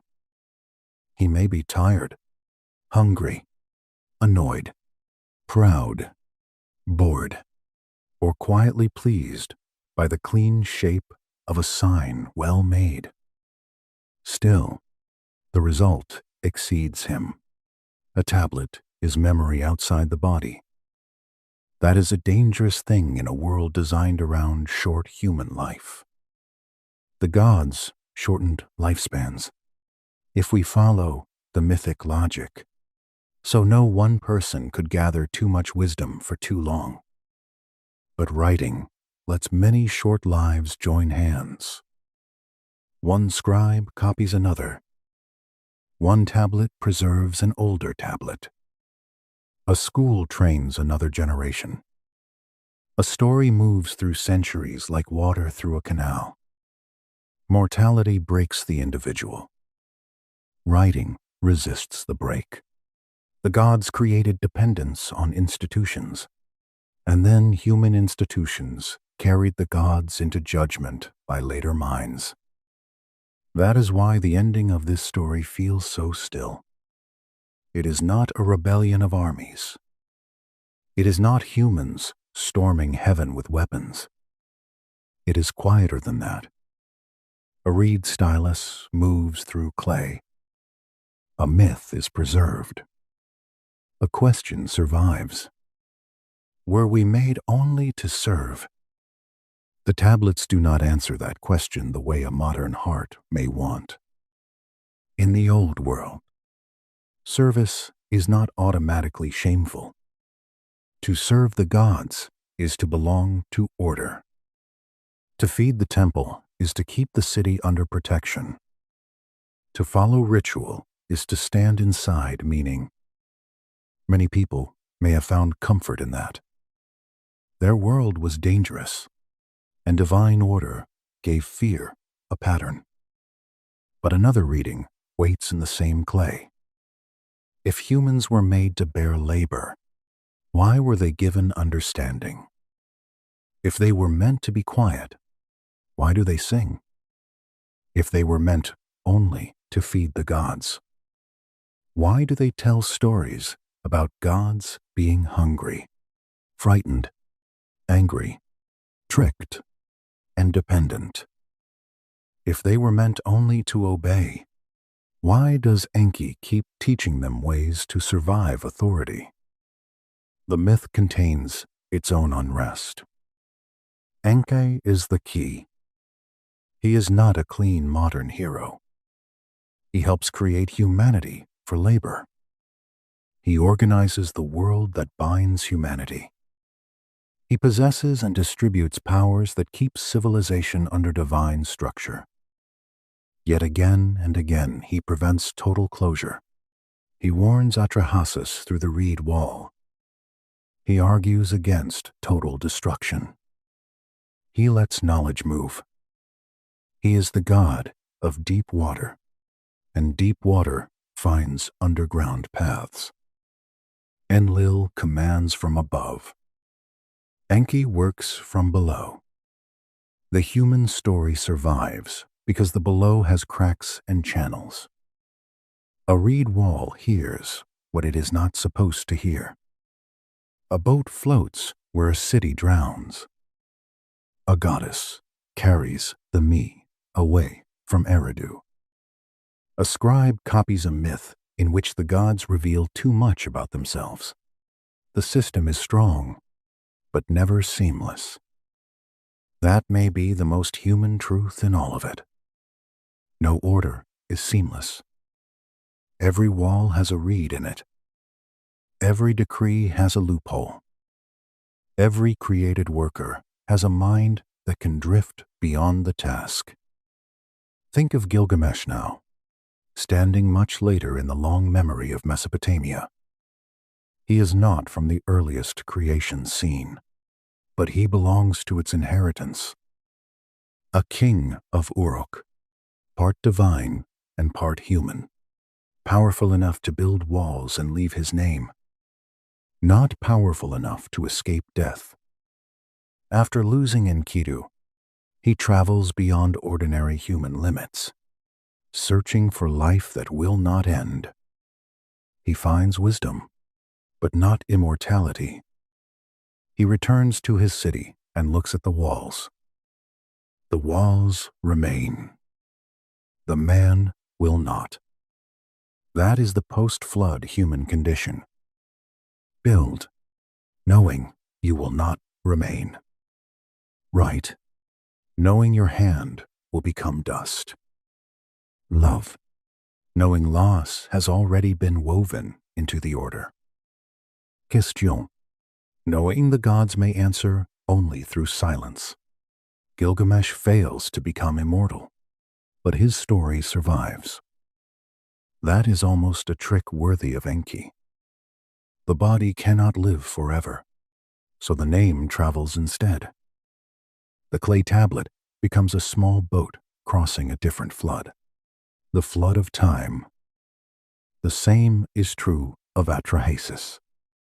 The same is true of the creation story. The same is true of the old account tablets that list bread, biat, sheep, fields, workers, offerings, and names of people who never imagined a distant listener would think of them beside a fire. They served. They were counted. They died. Yet their marks remain. This is where the Anunnaki plan becomes complicated beyond repair. To manage humans, the gods gave them civilization. To run civilization, humans needed memory. To preserve memory, they made writing. Writing kept the gods alive, but also made the gods readable. A readable god is not powerless, but he is no longer untouchable. He can be compared across tablets. His decisions can be remembered. His anger can be studied. His hunger can be noticed. The servants become archivists of the masters. That is a subtle reversal. A temple statue may sit in darkness, dressed and fed by human hands. But the tablet in the schoolroom carries the story farther than the statue can move. A king may claim authority from heaven, but the list of kings can place him among others. Before and after, great and forgotten, a god may send a flood, but the flood can be written down as something the god chose. Writing makes even divine action part of the record. The old world did not use our language of freedom, but it knew tension. It knew that humans could be both servants and makers, limited and imaginative, frightened and clever, mortal and memory-bearing, clay and divine blood, earth and something restless. The phrase clay and divine blood is important to the end. Clay alone would not ask why. Divine blood alone would not bend over a canal. The human is the mixture, low enough to work, bright enough to wonder, bound to mud, yet able to write heaven into tablets and ask what kind of heaven needs bread. That question is not mocking. It is tender and dangerous. Because if the gods need offerings, then humans matter. If humans matter, then service is not one-sided. If service is not one-sided, then the hierarchy is more fragile than it looks. Perhaps that is why the flood failed morally. Even before Enki saved Atrahasis, Enlil tried to silence what the gods themselves had made necessary. He wanted no noise, but no noise meant no offerings, no workers, no temple kitchens, no hymns, no smoke rising, no city calling a divine name at dawn. Silence revealed dependence. The gods needed the clay people. The clay people needed the gods, or believed they did. Between those needs, civilization grew. Now let the old city settle around us one last time. The night is warm. The river moves beyond the walls. Reeds lean over the water, whispering like the wall that once carried Enki's warning. A temple door is closed. A statue rests inside, fed and dressed. A king sleeps uneasily, perhaps waiting for a dream. A priest washes his hands in a basin. A mother lays a charm near a child. A diviner stores his tools. A brewer seals a jar. A worker sleeps with soreness in the shoulders. A scribe sits longest because the tablet is not finished. The stylus presses again. Clay receives the mark. A small sound. Almost nothing. And yet, that little pressure is stronger than it seems. It is the sound of a creature made from clay using clay to remember the terms of its own making. It is the sound of the workforce becoming witness. It is the sound the Anunnaki may not have expected when they solved the labor crisis with breath. The scribe finishes. He sets the tablet aside to dry. The lamp flickers. For a moment, the room is very still. No god appears. No thunder comes. No hand reaches down to erase the words. The tablet simply rests there, soft now, hardening slowly, becoming a thing that can be buried, broken, found, misunderstood, translated, doubted, and heard again. That is enough. The story does not end with humans defeating the gods. It ends with humans keeping the story. That is quieter, and perhaps deeper. The Anunnaki made humans to carry baskets of earth, but humans learned to carry memory. They made humans to feed temples, but humans learned to feed the future with words. They placed limits on birth and age, but humans stretched themselves across time by teaching children, copying tablets, building cities, singing laments, and asking why the world was shaped this way. The canals are quiet now. The barley bends in the night wind. The ziggurat rises like a dark stair between earth and heaven. Somewhere under dust, old tablets sleep with their wedge-shaped scars. They still hold the first burden, the divine blood, the flood, the reed wall, the hunger of gods, the shortened life, the temple meals, the omens, the kings, the questions. And so the final image can be simple. A clay tablet under low light. A human hand leaving it behind. A god unseen. A question still awake in the mark. Let the candle lower. Let the river move. Let the old gods fade into dream and omen. Let the clay rest.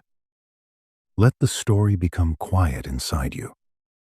Good night.